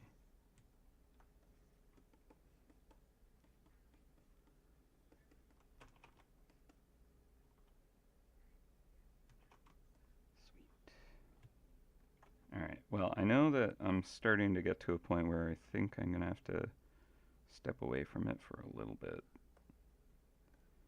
Like a weekend. But it is nearly 3:30. Been going pretty strong today.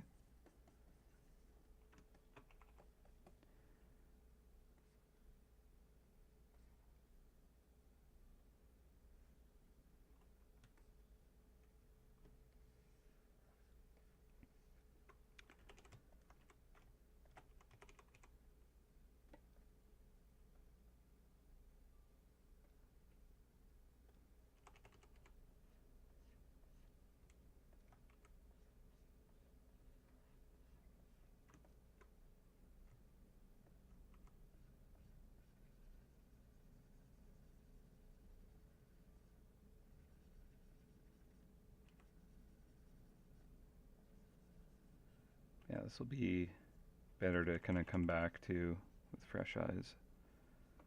So I might wrap up pretty soon. But we've done some pretty nice work today, I think.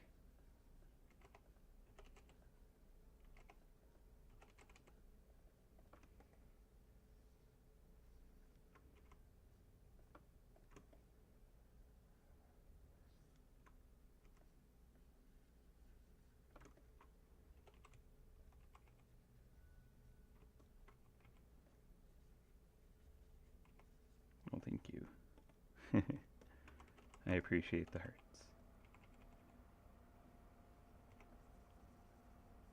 Yeah, it was a lot of fun. I had no idea that we were going to go in this direction with it, but I'm very happy we did.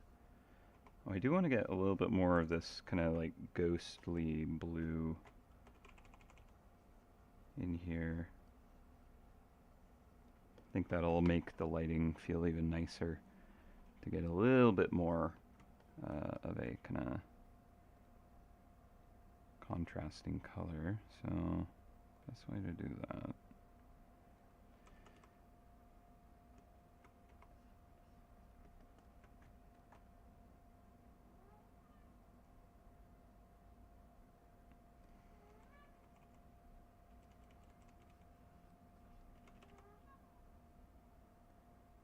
What layer am I on? Yep. Okay.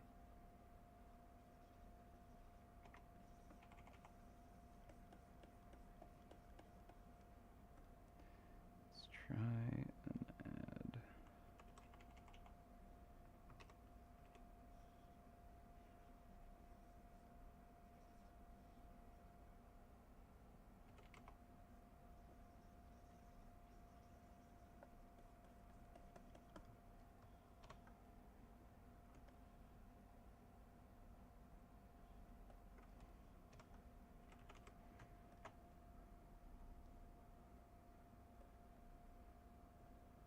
A lot of different layers happening.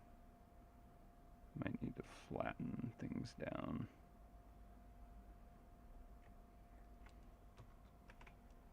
Make it more manageable.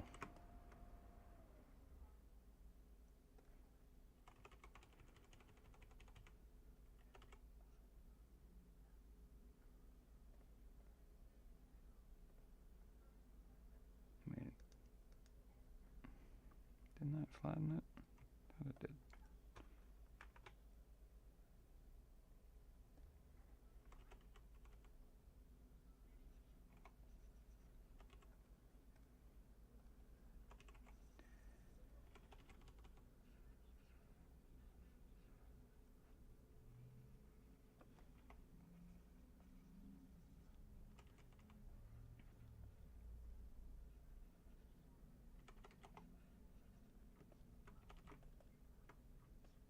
Yeah, I think I'm gonna need to kind of chew on this one for a bit.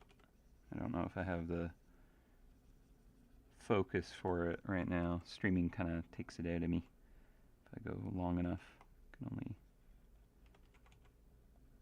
solve these kinds of things for so many hours at once.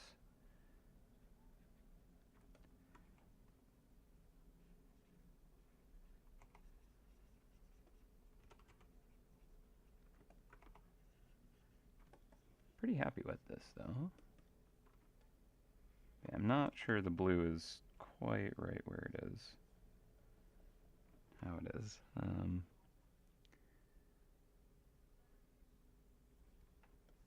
I think I can play with the eyeball glow as well. It's a pretty nice green. Actually, let's do this as a different layer just to see what happens. Maybe a screen or lighten.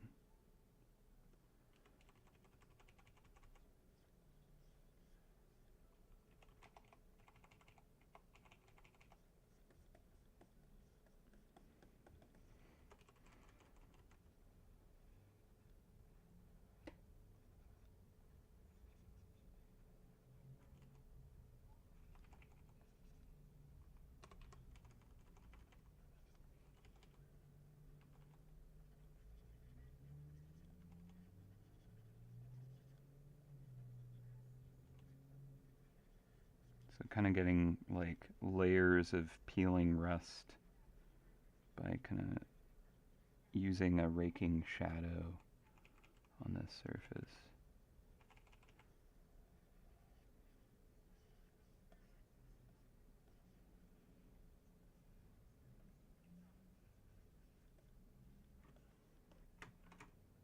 Right?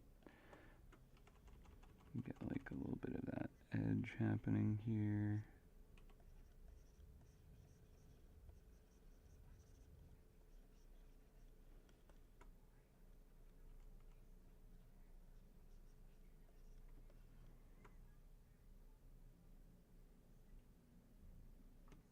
And get a bit of that here as well. Oh, I guess that's a different layer altogether though. Merge that down, create a new clipping mask, and we'll try screen.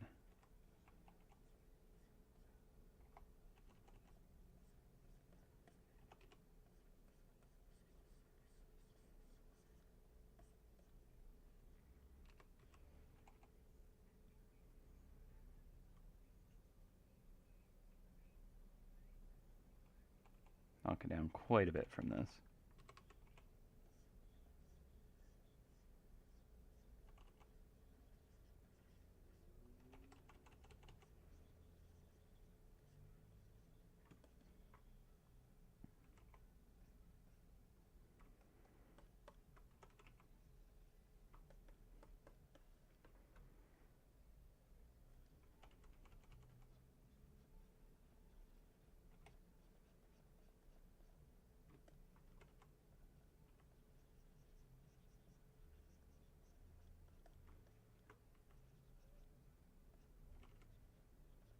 Cool.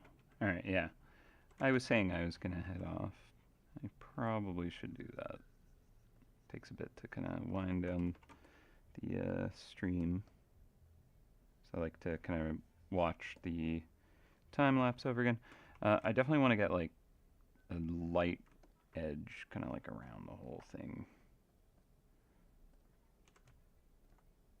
A nice kind of sharp yellow happening.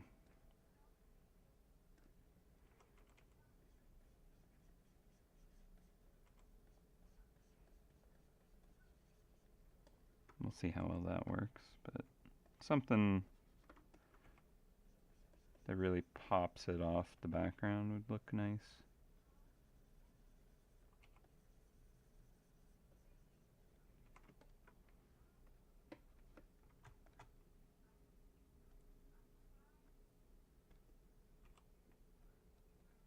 Like catch an edge with specific color and just kind of help show that texture more.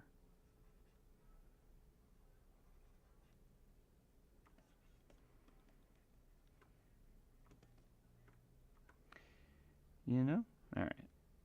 Well,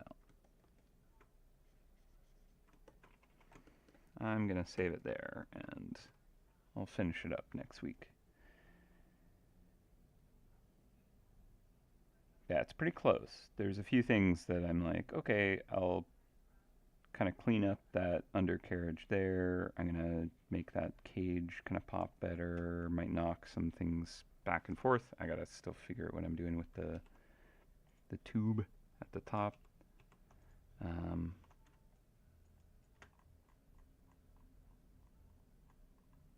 Yeah.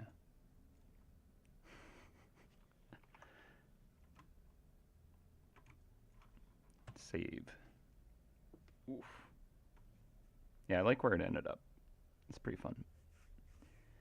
Thanks, Sean. Much appreciated. Yeah. You have a good weekend as well. Alright, I'm going to throw on the time lapse and we'll just kind of sign off with that. But I hope you enjoyed. Thank you for everybody who hung out with me and partook in the creation process. I hope you enjoyed this design, like where it ended up. I'm quite a bit more happy. I was not super pleased with where it was going in my earlier concepts. Um, like a pumpkin launcher is like, it makes sense for this trap, right? It's a bunch of orbs and a cannon, right? But I wanted to do something different. So I wanted to be a little more creepy, but at the same time not like uncomfortably creepy. And I think this is a nice level of fun. I think it's more fun than anything, personally. So that's a good place to be. There's definitely like I could really kind of make the background, like really cool looking. Get more of that like flame and smoke kind of interaction. Obviously, there's just kind of like cleaning up details, finding the scrap metal bits to set that up right, balancing here and there. But yeah, I just need to step away from it to be able to finish it properly. So I'm not just spinning my wheels, I think. This version here that we're looking at was a lot of fun with like the tenderly mouth and teeth, um, and like being more of this kind of like meat creature made of bone or something like that. It'd be really quite epic if I went in that direction, but I just think it was like too gross and creepy. The ghost definitely helps, but I think the the like story of what this ghost is doing and it created this terrifying contraption just sells me on it. So yeah, and I really like the like green monster eyes with the with this. It just has a nice kind of color palette. I think a little bit of that pink and purple just splash. So yeah,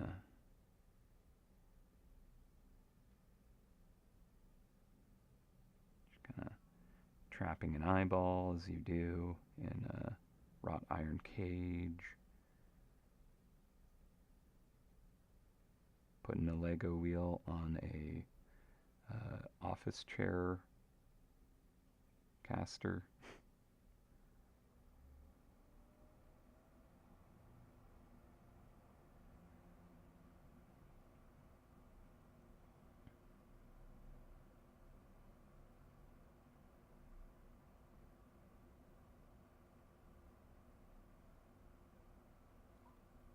Good times. I might as well share the Larry link again in case anyone didn't grab that.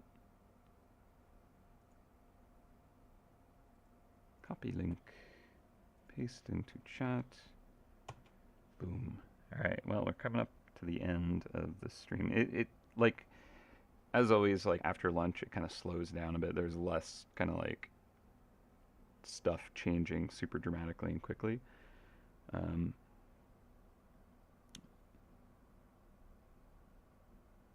but some neat rendering happening. I'm excited to kind of like take it even further.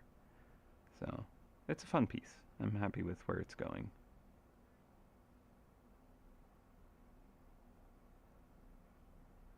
Kind of want to make the rune like actually be fiery, like an immolation glow coming from it, or incandescent. All right, well, there we have it. I'm gonna sign off now. So thank you all for hanging out with me. It was a pretty fun stream. We made a new friend. I don't know if you should trust this friend, but it knows where you live now, because it can find anyone, anywhere, with its good little pet scrap. But yeah, hope you all had a good time, and should be Dave next week. But if not, I guess I'll see you then. So take care, everyone. Yeah, take care of yourselves, take care of each other, and I shall see you next time. Happy hunting, and I will catch you later. Bye for now.